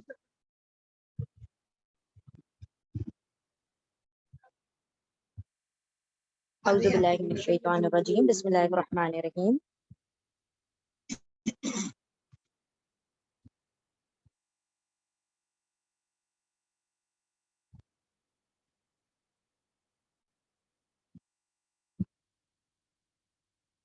ٹھیک ہے, تو حضرت عائشہ رضی اللہ تعالیٰ عنہا کے پاس سارے صحابہ اکرام آتے تھے مسائل پوچھنے کے لیے, اور کوئی بھی مسئلہ ایسا نہیں تھا کہ جس میں وہ لوگ خالی ہاتھ لوٹے ہو, کچھ نہ کچھ حل لے کر ہی جاتے تھے. یعنی ہر مسئلے کے متعلق انہیں سرور کائنات صلی اللہ علیہ وسلم کا اسوا معلوم تھا. حضرت عروہ بن زبیر رضی اللہ تعالیٰ عنہ کا قول ہے کہ میں نے قرآن, حدیث, فقہ, تاریخ یعنی ہسٹری اور علم الانساب یعنی کہ جو جنریشن کا علم ہوتا ہے نا, اس کے بیٹے اس کے بیٹے اس کے بیٹے, علم الانساب نسب معلوم کرنے کا, میں ام المومنین حضرت عائشہ صدیقہ رضی اللہ تعالیٰ عنہا سے بڑھ کر کسی کو نہیں دیکھا. مطلب وہ اتنی فیلڈ کی ماہر تھی, قرآن میں بھی, حدیث میں بھی, فقہ میں بھی, اور ساتھ ساتھ ہسٹری بھی, اور پھر علم الانساب میں بھی, اور یعنی ان تمام فیلڈز میں وہ کیا تھی, مہارت رکھتی تھی. احنف رضی اللہ تعالیٰ عنہ بن قیس اور موسیٰ رحمت اللہ علیہ بن طلحہ کا قول ہے کہ حضرت عائشہ صدیقہ رضی اللہ تعالیٰ عنہا سے بڑھ کر میں نے کسی کو فصیح اللسان نہیں دیکھا. مطلب زبان سے جو الفاظ نکلتے تھے وہ اتنے ہیوی ہوتے تھے کہ مطلب سننے والے دنگ رہ جاتے تھے کہ کتنی زبردست یہ لینگویج بولا کرتی ہیں. حضرت معاویہ رضی اللہ تعالیٰ عنہ کا قول ہے کہ ہم نے حضرت عائشہ صدیقہ رضی اللہ تعالیٰ عنہا سے زیادہ بلیغ, زیادہ فصیح اور زیادہ تیز فہم کوئی خطیب نہیں دیکھا. یعنی خطیب بھی تھی, خطبہ بھی کیا کرتی تھی, اتنا مطلب ان کے اندر انٹلیکچولی وہ بہت زیادہ اسٹرانگ تھی. کتب سیر میں متعدد روایتیں ملتی ہیں جن سے ثابت ہوتا ہے کہ حضرت عائشہ صدیقہ رضی اللہ تعالیٰ عنہا کو دینی علوم کے علاوہ طب یعنی کہ میڈیسن بھی, تاریخ اور شعر اور ادب میں بھی دستگاہ حاصل تھی. یعنی کہ وہ شاعری بھی اچھی بول لیا کرتی تھی, ہسٹری بھی اچھی جانتی تھی, اور ساتھ ساتھ میڈیسن میں بھی ان کو اچھا کمانڈ تھا. فی الحقیقت حضرت عائشہ صدیقہ رضی اللہ تعالیٰ عنہا کا پائے علم و فضل اتنا بلند تھا کہ اس کو بیان کرنے کے لیے سینکڑوں صفحات درکار ہیں. یعنی ان کی ہی تعریف لکھنے, اور جو وہ جانتی تھی اگر اس کو لکھنے بیٹھ جائیں تو پھر سوچے کہ کیا ہوگا. یہاں ہم اسی قدر لکھنے پر اکتفا کرتے ہیں کہ بہت سے اہل سیر کے نزدیک علمی کمالات, دینی خدمات اور سرور عالم صلی اللہ علیہ وسلم کی تعلیمات اور ارشادات کے نشر و اشاعت کے اعتبار سے صدیقہ کبریٰ کا کوئی حریف نہیں ہو سکتا. اگر حریف نہیں ہو سکتا یعنی ان کا کوئی ٹکر کا نہیں تھا. اگر انہیں محسنہ امت کہا جائے تو اس میں مطلق کوئی مبالغہ نہیں ہوگا. انہیں محسنہ امت یعنی امت کی محسنہ یعنی امت کی خیر خواہ, ویل وشر. حضرت عائشہ صدیقہ رضی اللہ تعالیٰ عنہا کے تلامذہ اور مستفیدین کے تعداد 200 کے لگ بھگ تھی. یعنی حضرت عائشہ صدیقہ کے اراؤنڈ 200 جو ان سے فائدہ اٹھا رہے تھے ان کے علم سے, اور جو ان کے اسٹوڈنٹس تھے وہ 200 اسٹوڈنٹس تھے ان کے پاس. بیان کیے جاتے ہیں، جن میں متعدد اکابر صحابہ اکرام کے علاوہ تابعین کی ایک بڑی تعداد شامل تھی۔ ان میں سے کچھ کے اسمائے گرامی یہ ہیں: حضرت ابو ہریرہ، حضرت عائشہ سے علم لیتے، حضرت ابو موسیٰ عشری، حبر الامت حضرت عبداللہ بن عباس، حبر الامت یہ ان کا لقب ہے، عبداللہ بن عباس، فقیہ الامت حضرت عبداللہ بن عمر، حضرت عمر بن العاص، حضرت عبداللہ بن زبیر، حضرت بریرہ رضی اللہ تعالیٰ عنہم، عروہ بن زبیر، قاسم بن محمد بن ابی بکر، ابو سلمہ بن عبد الرحمن، مسروق بن اجلا، معاذ بنت عبداللہ عدویہ، صفیہ بنت شیبہ، عمرہ بنت عبد الرحمن، عائشہ بنت طلحہ، امام نخعی، یہ سارے لوگ ان کے اسٹوڈنٹس میں ہیں جو کہ اصحاب میں سے بھی ہیں اور تابعین میں سے بھی ہیں۔ حضرت عائشہ صدیقہ رضی اللہ تعالیٰ عنہا جو حدیث روایت کرتی اکثر اس کا پس منظر اور اسباب و فضل بھی بیان کر دیتی تھی، یعنی اس کے جو کیوں نازل ہوئی، وہ کس کانٹیکس میں وہ آیت نازل ہوئی تھی، وہ بھی بتا دیا کرتی تھی۔ جو توجیہ آپ صلی اللہ علیہ وسلم کرتے، جو آپ رضی اللہ تعالیٰ عنہ کرتی، اس اسے باور کرنے کے لیے دور راز کار تعویلوں کی ضرورت نہ پڑتی، یعنی کہ وہ اتنی زبردست ایکسپلین کرتی تھی۔ ایسا ہوتا ہے نا کہ کوئی ایکسپلین کرتا ہے پھر اس کے لیے بھی ایکسپلینیشن لگتا ہے، ایسے بھی کچھ لوگ ہوتے ہیں ایکسپلین کرنے کے بعد ری ایکسپلینیشن چاہیے ہوتا ہے، لیکن کچھ لوگ کیسے ہوتے ہیں جب بولتے ہیں ان کی بات سمجھ آ جاتی ہے، تو انہی ایکسپلینیٹرز میں سے تھی وہ، کہ جب بات کرتی تھی سننے والے ان کو سمجھ لیتے تھے، پھر ان کو پھر زیادہ تعویلیں کرنے کی ضرورت نہیں پڑتی تھی۔ وہ قرآن تقلید پسند نہ کرتی تھی، قرآن تقلید پسند نہیں کرتی تھی، ہمیشہ نبی صلی اللہ علیہ وسلم کے اقوال و افعال کی حقیقی روح تک پہنچنے کی کوشش کرتی تھی۔ محدثین نے متعدد ایسی روایت نقل کی ہیں جن میں حضرت عائشہ صدیقہ رضی اللہ تعالیٰ عنہا نے دوسرے صحابہ سے اختلاف کیا ہے۔ ان میں سے کچھ روایتیں یوں ہیں، یعنی صحابہ اکرام کچھ اور بتاتے تھے، حضرت عائشہ کا اختلاف یوں ہوتا تھا کہ اس کا ترجمہ یوں ہوگا، اس کا ایکسپلینیشن یوں ہوگا۔ اس میں سے کچھ ایگزامپلز ہیں۔ حضرت عائشہ صدیقہ رضی اللہ تعالیٰ عنہ کے سامنے کسی نے بیان کیا کہ ابو ہریرہ رضی اللہ تعالیٰ عنہ کہتے ہیں کہ 3 چیزیں نحس ہیں: عورت، گھر اور گھوڑا، یعنی نجاست ہے ان کے اندر، گندگی ہے، نحوست ہے اس میں، عورت، گھر اور گھوڑے میں۔ عائشہ صدیقہ رضی اللہ تعالیٰ عنہ نے فرمایا، ابو ہریرہ رضی اللہ تعالیٰ عنہ نے آدھی بات سنی۔ جب ابو ہریرہ رضی اللہ تعالیٰ عنہ آگے آئے تو نبی کریم صلی اللہ علیہ وسلم پہلا فکرہ فرما چکے تھے، وہ یہ کہ یہودی کہتے ہیں کہ نحوست 3 چیزوں میں ہے: عورت، گھر اور گھوڑا۔ یہ یہودیوں کی روایت ہے، ہماری نہیں، یہ انہوں نے ان کو حدیث کو پورا مکمل کیا۔ حضرت عمر فاروق رضی اللہ تعالیٰ عنہ سے ایک روایت سماع موتا فوت شدگان کا سننا کے متعلق ہے کہ رسول صلی اللہ علیہ وسلم نے ان کے دریافت کرنے پر فرمایا، وہ تم سے زیادہ سنتے ہیں لیکن جواب نہیں دے سکتے، یعنی اس بات میں کہ حضرت سماع موتا یعنی کہ کیا مردے سن سکتے ہیں، اس متعلق آپ صلی اللہ علیہ وسلم نے کہا کہ وہ تم سے زیادہ سن سکتے ہیں لیکن ان کو وہ جواب نہیں دے سکتے۔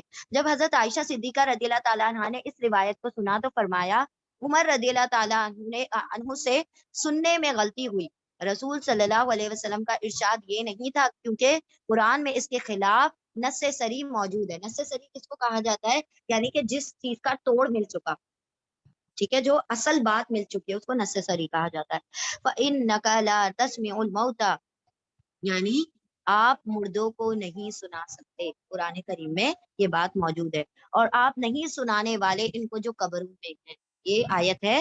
تو یہ آپ حضرت عائشہ نے سورہ فاتر کی آیت کو وہاں پر پوچھ کیا۔ حضرت عبداللہ بن عمر رضی اللہ تعالیٰ عنہ اور حضرت عبداللہ بن عباس روایت فرماتے ہیں کہ مردے پر اہل خانہ کے رونے سے عذاب ہوتا ہے۔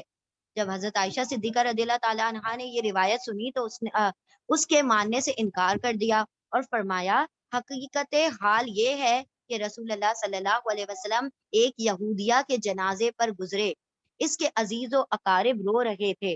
حضور صلی اللہ علیہ وسلم نے فرمایا لوگ رو رہے ہیں اور اس پر عذاب ہو رہا ہے. وہ یہود تھا نا, یہودی مرا ہے اور یہاں پر رو رہا ہے اس کی جان کو کہ وہ چلا گیا, اور یہاں پر کیا ہو رہا ہے, اس کو عذاب ہو رہا ہے, یعنی وہ اپنے اعمال کی سزا بھگت رہی ہے.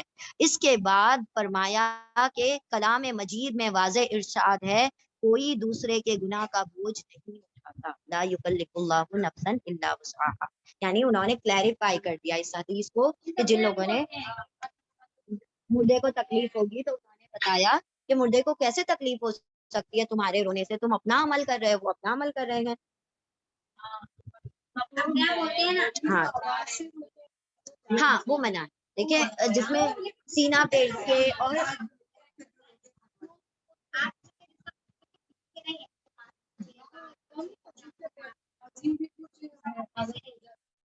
نوحہ کرنا منع ہے, سر پیٹنا, بالوں کو کھینچنا, زور زور کی آوازیں نکالنا.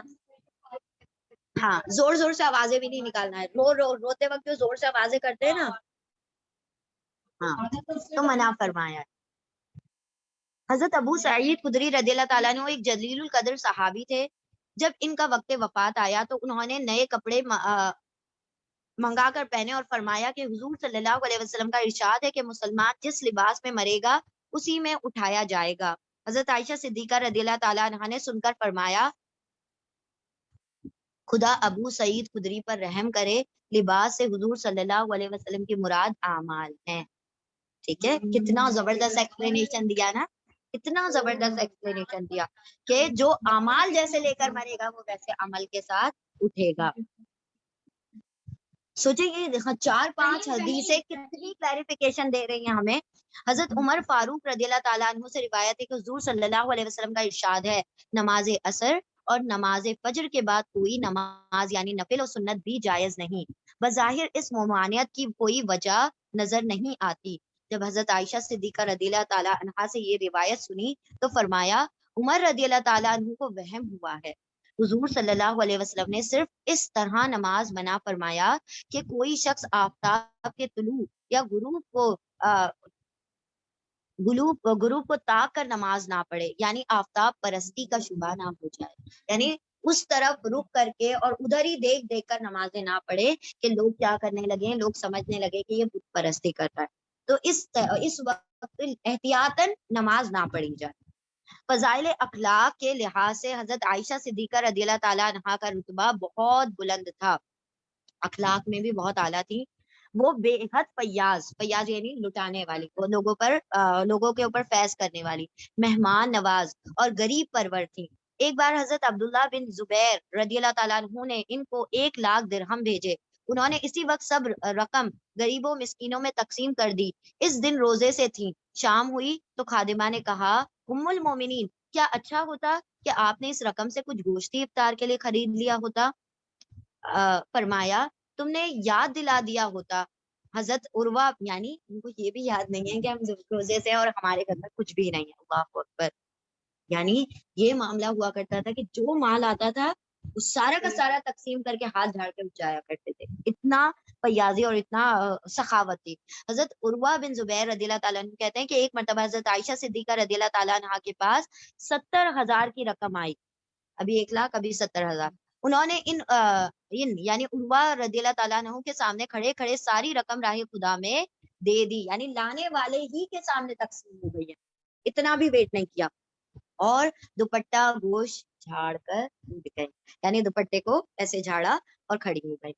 موطا امام مالک میں ہے کہ حضرت عائشہ صدیقہ رضی اللہ تعالیٰ عنہا ایک دن روزے سے تھی اور گھر میں ایک روٹی کے سوا کچھ نہ تھا. اتنے میں ایک سائلہ یعنی ایک سوال کرنے والی عورت نے آواز لگا دی. انہوں نے لونڈی کو حکم دیا کہ یہ روٹی سائلہ کو دے دو, سوال کرنے والی عورت کو دے دو.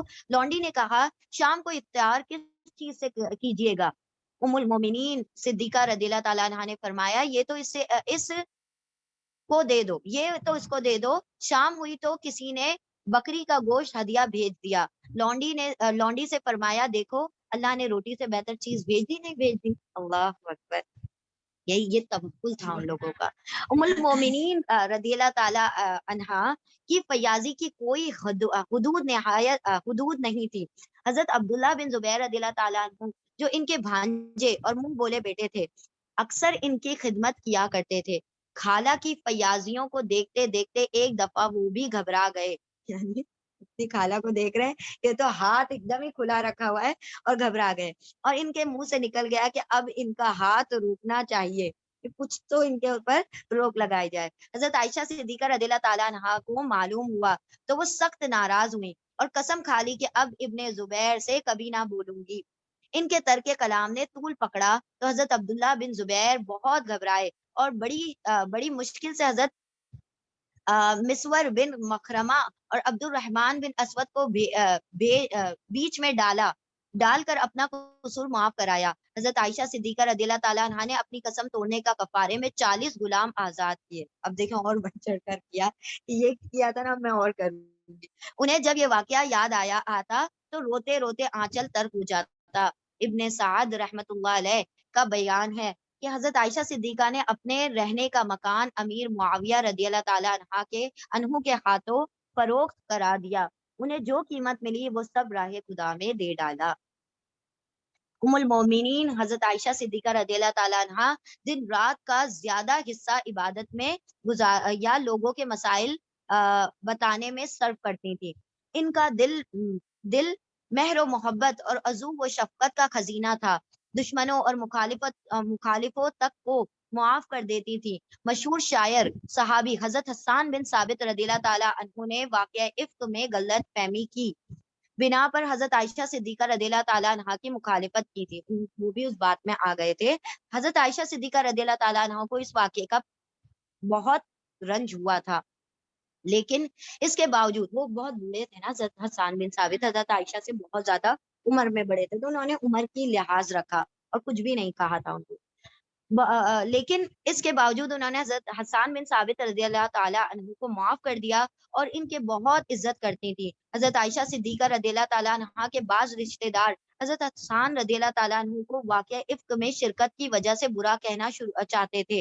حضرت عائشہ صدیقہ رضی اللہ تعالیٰ عنہ نے ان کو سختی سے منع کیا اور فرمایا کہ ان کو برا مت کہو، یہ رسول صلی اللہ علیہ وسلم کی طرف سے شعراء مشرکین کا جواب دیتے تھے، یعنی آپ صلی اللہ علیہ وسلم کا ڈیفینڈ کرتے تھے جب شعراء غلط شاعریاں لکھا کرتے تھے آپ صلی اللہ علیہ وسلم کے خلاف، یعنی اس بنا پر معاف کر دیا۔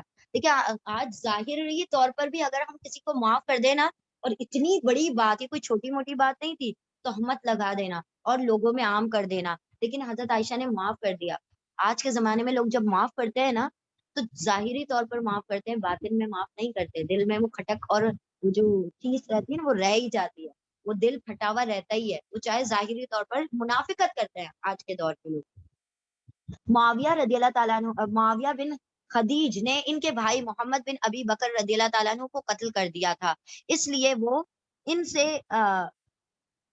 قبیدہ خاطر تھی، لیکن جب انہوں نے سنا کہ میدان جہاد میں معاویہ کا سلوک اپنے ماتحتوں کے ساتھ بہت اچھا ہوتا ہے، کسی کا جانور مر جائے تو اسے اپنا جانور دے دیتے ہیں، کسی کا غلام بھاگ جائے تو اسے اپنا غلام دے دیتے ہیں، اور سب لوگ ان سے راضی ہیں، تو فرمایا استغفر اللہ، جس شخص میں یہ اوصاف ہوں اس سے اس نبا پر ناراض نہیں رہ سکتی کہ وہ میرے بھائی کا قاتل ہے، یعنی وہ سخی ہے، چاہے وہ میرے بھائی کا قاتل ہے لیکن میں اس سے ناراض نہیں رہ سکتی کیونکہ وہ بہت سخاوت کرنے والا ہے۔ کیونکہ رسول صلی اللہ علیہ وسلم کو میں نے یہ دعا مانگتے سنا ہے کہ خداوند جو شخص میری امت کے ساتھ لطافت کرے تو بھی اس کے ساتھ لطافت کر، یعنی تو لطف و کرم اس کے ساتھ کر، نرمی کر جو امت کے ساتھ نرمی کرے، اس کے ساتھ سختی جو اس کے ساتھ سختی کرے تو بھی اس کے ساتھ سختی کر، یعنی آپ صلی اللہ علیہ وسلم کی دعا ہے کہ نرم قووں کے ساتھ نرمی اللہ اختیار کرے اور جو سخت ہیں ان کے ساتھ سختی۔ ام المومنین صدیقہ رضی اللہ تعالیٰ عنہ کو غیبت اور بدگوئی سے سخت اجتناب تھا۔ ان سے مروی کسی حدیث میں کسی شخص کی توہین یا بدگوئی کا ایک لفظ بھی نہیں ہے۔ وسعت قلب کا یہ عالم تھا کہ اپنی سوکنوں کی خوبیاں اور مناقبت خوش دلی سے بیان کرتی تھی، یعنی دیکھیں حضرت خدیجہ سے بھی ان کو رشک تھا، کوئی جلن اور حسد نہیں تھی، رشک کیا کرتی تھی کہ حضرت خدیجہ جو ہیں اس مرتبے پر فائز ہیں کہ ان کی زندہ بیویوں کے ہوتے ہوئے بھی آپ صلی اللہ علیہ وسلم ایک بوڑھی عورت جو کہ مر چکی ہیں ان کو نہیں بھولتے. تو رشک اور حسد میں بہت فرق ہے. دل میں حد یعنی اپنی سوکنوں کی بھی تعریف کیا کرتی تھی ان کے پیچھے. دل میں حد درجہ کا خوف تھا یعنی کہ تقویٰ تھا. بعض اوقات عبرت پذیری کی کوئی یاد آ جاتی تو بے اختیار رونے لگتی. ایک مرتبہ فرمایا کہ میں کبھی سیر ہو کر نہیں کھاتی کہ مجھے رونا نہ آتا ہو. ان کے ایک شاگرد نے پوچھا یہ کیوں؟ فرمایا مجھے وہ حالت یاد آتی ہے جس میں رسول صلی اللہ علیہ وسلم نے دنیا کو چھوڑا. خدا کی قسم آپ صلی اللہ علیہ وسلم نے کبھی دن میں 2 بار بھی سیر ہو کر روٹی اور گوشت نہیں کھایا. یعنی کیونکہ میرے شوہر نے کھایا تو میں بھی کبھی زندگی بھر انہوں نے سیر ہو کر پیٹ بھر کر کھانا نہیں کھایا. رو پڑتی تھی جب سیر ہونے کی بات آتی تو رو پڑتی تھی. عبادت الہی سے بے انتہا شغف تھا یعنی محبت ہی لگاؤ تھا. فرض نمازوں کے علاوہ سنتیں اور نوافل بھی کثرت سے پڑھتی تھی. تہجد اور چاش کی نماز کا ساری عمر ناگا نہیں کیا. رمضان کے روزوں کے علاوہ نفلی روزے بھی بڑی کثرت سے کیا کرتی تھی. بعض روایتوں میں ہے کہ ہمیشہ روزے سے رہتی تھی. حج کی شدت سے پابند تھی. کوئی ایسا سال بہت کم گزرتا تھا جس میں وہ حج نہ کرتی ہوں. ایام حج میں ان کا خیمہ کوہ ہیرا اور صبیر کے درمیان نصب ہوتا تھا. وہاں وہ حلقہ درس قائم کرتی تھی اور تشنگان علم جوگ در جوگ ان کی خدمت میں حاضر ہو کر مسائل پوچھتے اور فیضیاب ہوتے تھے. یعنی ہر عبادتوں میں بھی بہت پکی تھی. حج ہر سال کیا کرتی تھی اور حج میں بھی جا کر درس کا کام کرتی تھی اور درس کرنے کے ساتھ ساتھ جو بھی لوگ آتے تھے ان کے مسائل کو بھی حل کیا کرتی تھی. سرور عالم صلی اللہ علیہ وسلم کے وصال کے بعد حضرت ابو بکر صدیق رضی اللہ تعالیٰ عنہ مسند خلافت پر متمکن ہو گئے. یعنی خلافت حضرت ابو بکر صدیق کو ملی. صحیح بخاری میں ہے کہ ان کی بیعت خلافت کے بعد ازواج مطہرات نے چاہا کہ حضرت عثمان رضی اللہ تعالیٰ عنہ کو سفیر بنا کر حضرت ابو بکر صدیق کی خدمت میں بھیجیں اور وراثت کا مطالبہ کریں. اس موقع پر حضرت عائشہ صدیقہ رضی اللہ تعالیٰ عنہا نے فرمایا کہ رسول اللہ صلی اللہ علیہ وسلم نے اپنی زندگی میں فرمایا تھا کہ میرا کوئی وارث نہ ہوگا اور میرے تمام متروکات جو ترک کی ہوئی چیزیں ہیں صدقہ ہوں گی. یہ سن کر سب خاموش ہو گئے. سارے خاموش ہو گئیں. چنانچہ حضور صلی اللہ علیہ وسلم ازواج مطہرات کے مصارف جس جائیداد سے ادا فرمایا کرتے تھے صدیق اکبر رضی اللہ تعالیٰ عنہ بھی اپنے عہد خلافت میں یہ مصارف اسی جائیداد سے ادا کرتے تھے. یعنی آپ صلی اللہ علیہ وسلم نے جہاں جس جائیداد سے ان کا خرچ باندھ رکھا تھا حضرت ابو بکر صدیق نے بھی اسی سے خرچ باندھا اور باقی جو سامان تھا وہ سارا کیا کر دیا؟ وقف کر دیا. یعنی کوئی ان کا وارث نہ تھا. 13 ہجری میں حضرت عائشہ صدیقہ رضی اللہ تعالیٰ عنہا سایہ پدری سے بھی محروم ہو گئی. یعنی حضرت ابو بکر صدیق کا انتقال ہو گیا 13 ہجری میں. آپ صلی اللہ علیہ وسلم 10 ہجری میں گئے ہیں. 3 سال بعد حضرت ابو بکر صدیق چلے گئے کیونکہ حضرت ابو بکر صدیق آپ صلی اللہ علیہ وسلم سے 3 سال چھوٹے تھے اور وہ 3 سال جب یہاں پر آگے بڑھے تو وہ 63 سال پورے ہو گئے. 13 ہجری میں آپ صلی اللہ حضرت عائشہ اپنے سایہ پدری یعنی باپ کے سائے سے محروم ہو گئی اور عہد فاروقی کا آغاز ہو گیا. حضرت عمر رضی اللہ تعالیٰ عنہ نے تمام ازواج مطہرات کا 10 ہزار سالانہ وظیفہ مقرر کیا. البتہ امام حاکم رحمۃ اللہ علیہ کے قول کے مطابق حضرت عائشہ صدیقہ کو 12,000 درہم سالانہ دیے جاتے تھے. اس کی وجہ حضرت عمر رضی اللہ تعالیٰ عنہ یہ بیان فرماتے تھے کہ وہ حضور صلی اللہ علیہ وسلم کو بہت محبوب تھے اسی لیے ہم نے بھی ان کو زیادہ دیا. جب عراق فتح ہوا تو مال غنیمت میں ایک موتیوں کی ڈبیا بھی فاروق اعظم کی خدمت میں بھیجی گئی. انہوں نے لوگوں سے اجازت لے کر اسے حضرت عائشہ صدیقہ رضی اللہ تعالیٰ عنہا کی خدمت میں بھیج دیا. ام المومنین نے فرمایا اے خدا عمر رضی اللہ تعالیٰ عنہ نے حضور کے بعد مجھ پر بڑے احسان کیے ہیں. آئندہ مجھے ان کے عطیات کے لیے زندہ نہ رکھنا. یعنی اب میں ان کے اور احسان برداشت نہیں کر سکتی اب مجھے ختم کر دیں. اللہ اکبر. یعنی ان کے احسان مزید مجھ پر نہ ہو. جب حضرت عمر فاروق رضی اللہ تعالیٰ عنہ کی وفات کا وقت قریب آیا حضرت عائشہ جو تھے حضرت عمر جو ہے حضرت عائشہ کی زندگی میں وفات پا گئے تھے. جب حضرت عمر رضی اللہ تعالیٰ عنہ کی وفات کا وقت قریب آیا تو انہوں نے اپنے فرزند حضرت عبداللہ رضی اللہ تعالیٰ عنہ کو ام المومنین کی خدمت میں بھیجا کہ مجھے رسول صلی اللہ علیہ وسلم کے پہلوئے مبارک میں دفن ہونے کی اجازت مرحمت فرمائیں. اصل میں یوں ہوا تھا کہ حضرت ابو بکر صدیق آپ صلی اللہ علیہ وسلم کے بالکل پاس حضرت ابو بکر صدیق کی تدفین ہوئی. اور حضرت عائشہ کے لیے وہ جگہ تھی نیکسٹ سائڈ. حضرت ابو بکر سے حضرت عمر نے اپنے بیٹے کو بھیج دیا حضرت عائشہ کے پاس کہ کیا آپ وہ جگہ مجھے وقف کر سکتی ہیں، یعنی آپ وہ جگہ مجھے دے دیں.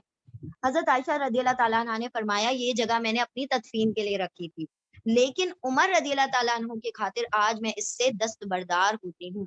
اچھا یہ بھی قول انہوں نے کہا تھا کہ اگر کوئی اور مجھ سے صحابی مانگتا نا تو میں ہرگز بھی نہیں دیتی، کیونکہ عمر وہ ڈیزرو کرتے ہیں تو میں ان کو دے رہی ہوں، ورنہ اور کسی صحابی کو وہ نہیں دے سکتی تھی. اچھا حضرت عمر نے یہ بھی کہا تھا کہ ابھی زندگی میں تو پوچھ لیا ہے، میری وفات کے بعد ایک مرتبہ اور پوچھنا. ابھی تو وہ غیرت میں کہہ دیں گی کہ حضرت عمر زندہ ہیں اور کہیں گی کہ اتنے احسان ہے تو میں ہاں کر دیتی ہوں. البتہ جب میں وفات پا جاؤں ایک مرتبہ اور کنفرمیشن لینا کہ کیا واقعی وہ راضی ہیں کہ میں وہاں دفن ہو جاؤں. اگر وہ کہیں ہاں تو کرنا، نہ کہیں تو پھر ان سے الجھنا نہیں کہ آپ نے تو پہلے کہا تھا، مطلب اس چیز کو ایکسیپٹ کرنا جو بھی ان کا ڈیسیژن ہے.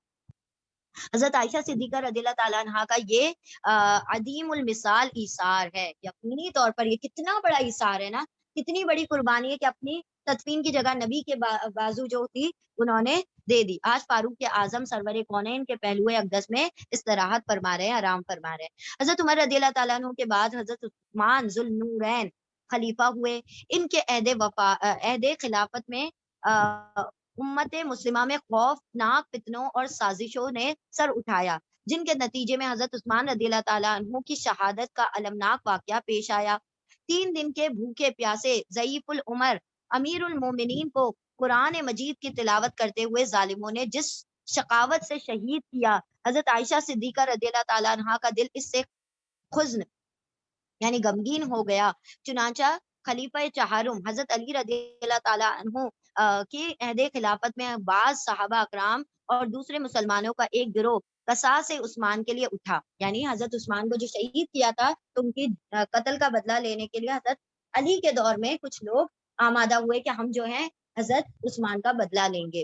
اس جماعت میں حضرت زبیر بن عوام، کون ہے زبیر بن عوام؟ حضرت صفیہ کے بیٹے، یعنی آپ صلی اللہ علیہ وسلم کے کزن. ٹھیک ہے. حضرت زبیر بن عوام رضی اللہ تعالیٰ عنہ حواری رسول اور حضرت طلحہ جیسے جلیل القدر صحابہ بھی شریک تھے. حضرت عائشہ صدیقہ رضی اللہ تعالیٰ عنہ کو حضرت عثمان رضی اللہ تعالیٰ عنہ کی شہادت کا بے حد قلق تھا، اس لیے وہ نیک نیتی کے ساتھ اس جماعت کے ساتھ ہو گئی، یعنی بدلہ لینے کے لیے ریڈی ہو گئی. اس جماعت حضرت علی کا یہ نہیں تھا اسٹینڈ، وہ آپس میں تھوڑا سا اختلاف تھا. اس جماعت کا خیال تھا کہ قاتلان عثمان رضی اللہ تعالیٰ عنہ میں بعض لوگ حضرت علی رضی اللہ تعالیٰ عنہ کی پناہ میں ہیں. ادھر حضرت علی مرتضیٰ رضی اللہ تعالیٰ عنہ فرماتے تھے کہ جب تک کامل تحقیق کے بعد قاتلوں کا پتہ نہ چل جائے ان پر حد جاری کرنا ممکن نہیں ہے. حضرت علی کہہ رہے تھے کہ نہیں ابھی مت کرو، تھوڑا ویٹ کرتے ہیں، ہم تحقیق کریں گے. اور یہ لوگ جو تھے صحابہ کرام تھے جوش میں آ گئے تھے کہ نہیں ہم نے تو بدلہ لینا ہے. اور حضرت عائشہ ان لوگوں کے ساتھ تھی کہ ہم بدلہ لینا ہے اس حضرت عثمان کا. اس اختلاف کی بنا پر جنگ جمل، اس کا نام ہے جنگ جمل کا افسوسناک واقعہ پیش آیا. حضرت عائشہ صدیقہ رضی اللہ تعالیٰ عنہ اصلاح احوال کے لیے اپنی جماعت کے ہمراہ بصرہ گئیں. بدقسمتی سے وہاں حضرت علی رضی اللہ تعالیٰ عنہ سے جنگ پیش آ گئی. اس جنگ میں طرفین کا شدید جانی نقصان ہوا، دونوں سائڈ نقصان ہوا. تاہم حضرت علی رضی اللہ تعالیٰ عنہ جنگ میں غالب آئے.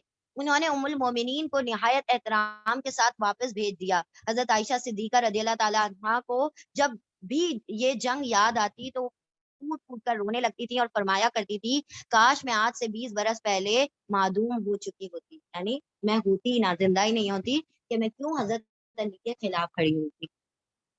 40 ہجری میں حضرت علی رضی اللہ تعالیٰ عنہ نے کوفہ میں شہادت پائی تو حضرت عائشہ صدیقہ رضی اللہ تعالیٰ عنہ کو سخت صدمہ پہنچا. کوفہ سے کچھ لوگ مدینہ آئے اور انہوں نے اہل عراق کی حضرت علی رضی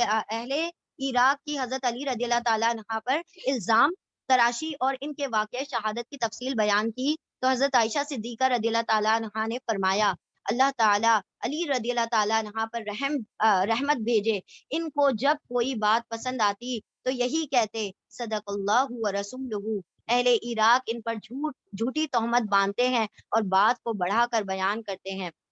یعنی حضرت علی کے اوپر الزام تراشی کر رہے تھے نا عراق والے، تو یہ کیا کہتی ہیں کہ اہل عراق جھوٹ بولتے ہیں. حضرت علی کبھی بھی کوئی بات جھوٹی نہیں کہتے تھے, اور جب کوئی بات کہتے تھے تو اس کے بعد یہ بات کہتے تھے صدق اللہ و رسول, سچ کہا اللہ اور اس کے رسول نے. تو وہ شخص جو اللہ اور اللہ کے رسول کو گواہ بناتا ہے وہ جھوٹا کیسے ہو سکتا ہے؟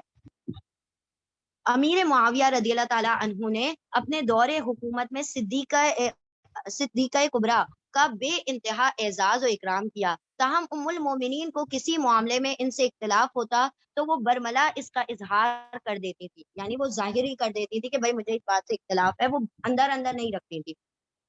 انہوں نے اپنی زندگی کے تقریباً 18 سال امیر معاویہ رضی اللہ تعالیٰ عنہ کے عہد حکومت میں بسر کیے. یہ پورا زمانہ ام المومنین نے جزئی اوقات کے سوا خاموشی میں گزارا, اور اوائل رمضان 58 ہجری میں محسنہ امت بیمار ہو گئیں, اور چند روز کے 58 ہجری 58 ہجری میں حضرت عائشہ بیمار ہو گئیں, اور چند روز کی علالت کے بعد 17 رمضان 58 ہجری یعنی 13 جون 678 عیسوی کو نماز وطر کے بعد شب کے وقت وفات پا گئیں. جنازے میں اتنا ہجوم تھا کہ اس سے پہلے رات کے وقت کبھی نہ دیکھا گیا تھا. نماز جنازہ حضرت ابو ہریرہ رضی اللہ تعالیٰ عنہ نے پڑھائی, اور حضرت حفصہ کی نماز جنازہ کس نے پڑھائی تھی؟ مدینہ کے گورنر نے, اور تدفین بھائی اور بھتیجوں نے کی. ہاں, اور یہاں پر ابو ہریرہ نے ان کی نماز جنازہ پڑھائی, اور وصیت کے مطابق جنت البقیع میں مدفون ہوئے. ان کے انتقال کی خبر پھیلی تو تمام عالم اسلام میں صف ماتم بجھ گئی. حضرت عائشہ صدیقہ رضی اللہ تعالیٰ عنہا کے کوئی اولاد نہیں ہوئی. انہوں نے اپنی کنیت ام عبداللہ سرور کائنات صلی اللہ علیہ وسلم کے ارشاد کے مطابق اپنے بھانجے حضرت عبداللہ بن زبیر کے نام پر رکھی تھی. کیا گیا نا ان کی کنیت حضرت عبداللہ بن زبیر کے نام پر. اور عبداللہ بن زبیر کون ہے؟ زبیر بن عوام, حضرت صفیہ کے بیٹے جو ہیں حضرت زبیر ہیں, اور زبیر کے بیٹے عبداللہ ہیں. ٹھیک ہے, اور زبیر کون ہے؟ آپ صلی اللہ علیہ وسلم کے کزن ہیں. ٹھیک ہے, کزن ہے. اور یہ جو عبداللہ ہیں تو عبداللہ کے نام سے انہوں نے اپنی کنیت رکھی تھی ام عبداللہ. کتب سیر میں بے شمار ایسی روایتیں ہیں جن میں ام المومنین حضرت عائشہ صدیقہ رضی اللہ تعالیٰ عنہا کے فضائل و مناقبت تفصیل سے بیان کیے گئے ہیں. ان میں چند مخصوص فضائل ایسے ہیں جن کی بنا پر وہ تمام صحابہ اور صحابیات میں امتیازی حیثیت رکھتی تھی, بہت ڈفرینٹ تھی اور بہت زیادہ یونیک تھی. روایت قاسم رحمۃ اللہ علیہ بن محمد بن ابی بکر رضی اللہ تعالیٰ عنہ, خود حضرت عائشہ صدیقہ رضی اللہ تعالیٰ عنہا فرمایا کرتی تھی کہ میں فخر نہیں کرتی بلکہ بطور واقع کے کہتی ہوں کہ اللہ نے مجھ کو چند باتیں ایسی عطا کی ہیں جو دنیا میں میرے سوا کسی کو عطا نہیں کی. اور وہ باتیں کیا ہیں؟ نمبر 1, تھوڑا سا رہ گیا بس ہم کمپلیٹ کرتے ہیں.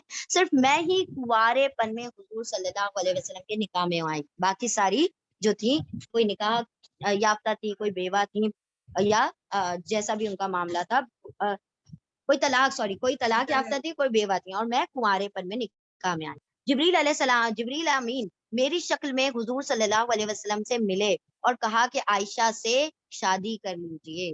اللہ اکبر, مجھے انہوں نے خواب دیکھا. اللہ تعالیٰ نے میرے لیے آیت برات نازل فرمائی قرآن میں. میرے ماں باپ دونوں مہاجر ہیں, دونوں ہی والدین مہاجر ہیں. میں حضور صلی اللہ علیہ وسلم کے سامنے ہوتی اور حضور صلی اللہ علیہ وسلم نماز میں مصروف ہوتے تھے, یعنی سامنے ہی بیٹھی ہوتی تھی اور آپ صلی اللہ علیہ وسلم نماز میں ہوا کرتے تھے. میں اور رسول کریم صلی اللہ علیہ وسلم ایک ہی برتن سے غسل کرتے تھے. نزول وحی کے وقت ازواج میں سے صرف میں آپ صلی اللہ علیہ وسلم کے پاس ہوتی تھی. جس دن میری باری تھی اسی دن رسول اللہ صلی اللہ علیہ وسلم نے رحلت فرمائی, ان کے گود میں آپ صلی اللہ علیہ وسلم نے رحلت فرمائی. جب سرور کائنات صلی اللہ علیہ وسلم کی روح پاک نے عالم قدس کی طرف پرواز کی تو حضور صلی اللہ علیہ وسلم سر مبارک میری گود میں رکھے ہوئے تھے. یعنی وہ کہتے ہیں یہ میں بڑائی نہیں مار رہی ہوں, یہ میں کوئی اپنی بڑائیاں یا گن نہیں گا رہی ہوں, بلکہ یہ چیزیں میرے اندر یونیک ہے. میرے ہی حجرے کو رحمت للعالمین کا مدفن بننے کی سعادت نصیب ہوئی. میں نے جبریل علیہ السلام کو اپنی آنکھوں سے دیکھا ہے. اللہ اکبر. نڈر بھی تھی نا وہ, انہوں نے دیکھ لیا. तमाम उलमाए इस्लाम का इत्तेफाक है कि इस्लाम में हज़रत खदीजा रतुल कुबरा रज़ी अल्लाह ताला अन्हा, हज़रत फातिमा तो ज़ोहरा, हज़रत आयशा सिद्दीक़ा औरतों में सबसे अफजल हैं। इन तीनों के फ़ज़ाइल मुख्तलिफुल जहात हैं, फ़ज़ाइल अलग अलग हैं लेकिन सारी अजीमुल मर्तबत ख़वातीन हैं। हज़रत आयशा सिद्दीक़ा रज़ी अल्लाह ताला अन्हा को इल्मी कमालात, दीनी खिदमात और सरवरे कौनैन सल्लल्लाहु अलैहि वसल्लम की तालीमात और इरशादात के नशर व इशात के एतबार से जो दर्जाए फजीलत हासिल है वो अपनी नज़ीर है, यानी वो अपने आप में एक मिसाल है।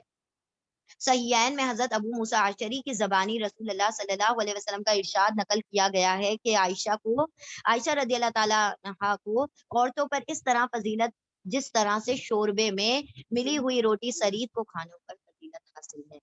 यानी उस दौर में जो खाना सरीद जो था वो बड़ा फेमस हुआ करता था, और ये हाशिम के दौर में चालू हुआ था। हाशिम ने क्या किया था, शोरबे में रोटी तोड़कर उनको भिगाकर नरम करके लोगों को दिया करते थे, और लोगों में वो बड़े फेमस हो गए थे कि वो इतना जबरदस्त क्या करते हैं, एहतमाम करते हैं। हम लोगों को थोड़ा अजीब लगेगा लेकिन ये उन लोगों के लिए बहुत अलग किस्म की गिजा थी। तो आप सल्लल्लाहु अलैहि वसल्लम, ये मतलब हजरत आयशा के मुतालिक फरमाया जाता है, जिस तरह शोरबों में सरीद उसी तरह से औरतों में आयशा इतनी फजीलत रखती हैं। रदियल्लाहु अन्हा व रदू अन। अल्लाह सुब्हानहू व तआला उनसे राजी हो और वो अल्लाह रब्बुल इज्जत से राजी। तो हजरत आयशा की सीरत में हमने क्या सीखा?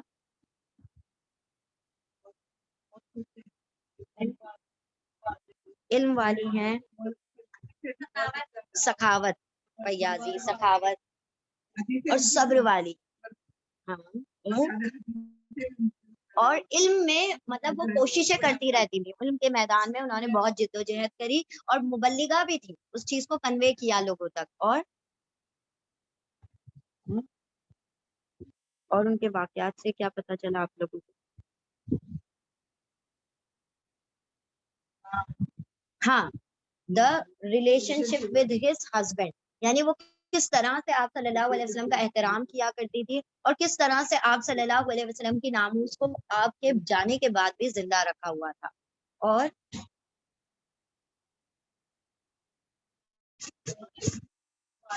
अल्लाह रब्बुल इज़्ज़त ने हज़रत आयशा सिद्दीक़ा रज़ियल्लाहु ताला अन्हा के लिए, उनकी पाकीज़गी के लिए और उनके तहारत के लिए अल्लाह ने आयतें नाज़िल फरमाई, और तयम्मुम की आयतें नाज़िल हुई आयशा सिद्दीक़ा की वजह से।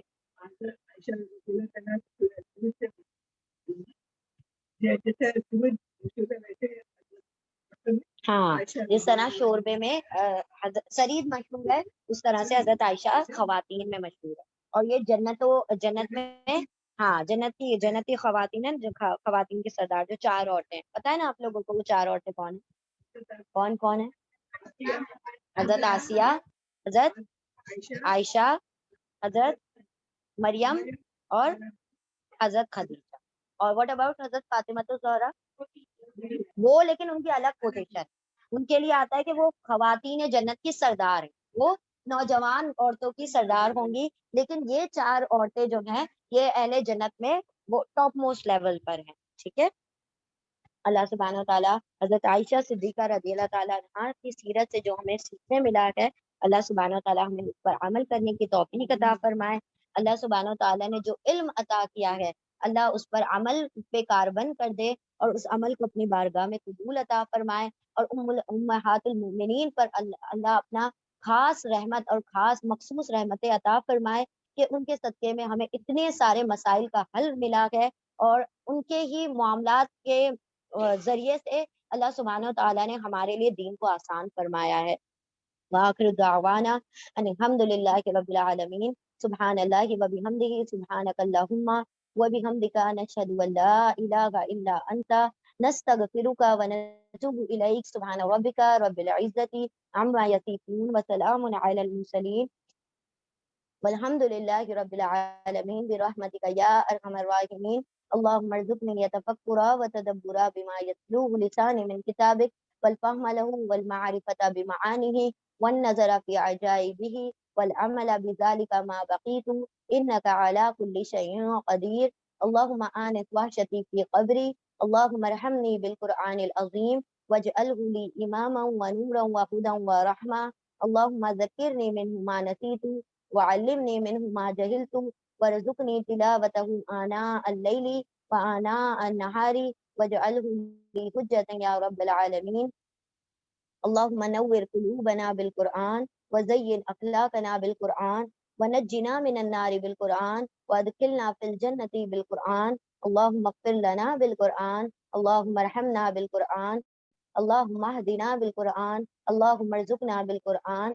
اللهم إني عبدك ابن عبدك ابن أمتك ناصيتي بيدك ماض في حكمك عدل في قضاؤك.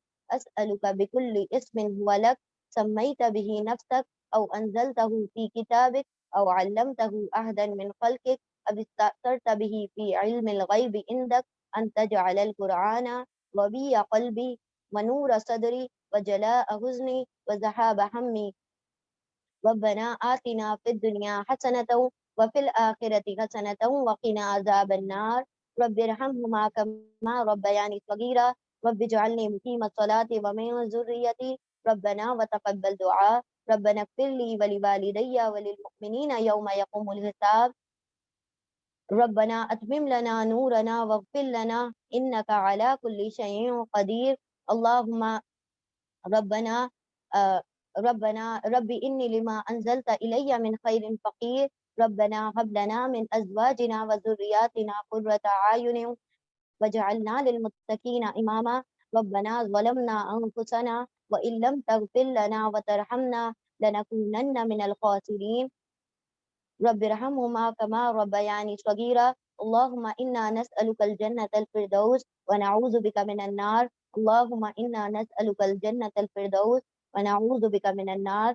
اللهم إنا نسألك الجنة الفردوس ونعوذ بك من النار. ربي أعوذني أن أشكر نعمتك التي أنعمت علي وعلى والدي وأن أعمل صالحا ترضاه وأصلح لي في ذريتي إني تبت إليك وإني من المسلمين. ربنا تقبل منا إنك أنت السميع العليم وتب علينا إنك أنت التواب الرحيم. وآخر دعوانا أن الحمد لله رب العالمين برحمتك يا أرحم الراحمين. بارك الله لي ولكم في القرآن العظيم ونفعني وإياكم بآيات وذكر الحكيم. اللهم صل وسلم على نبينا محمد صلى الله تعالى عليه وسلم. آمين يا رب العالمين. جزاكم الله خيرا كثيرا.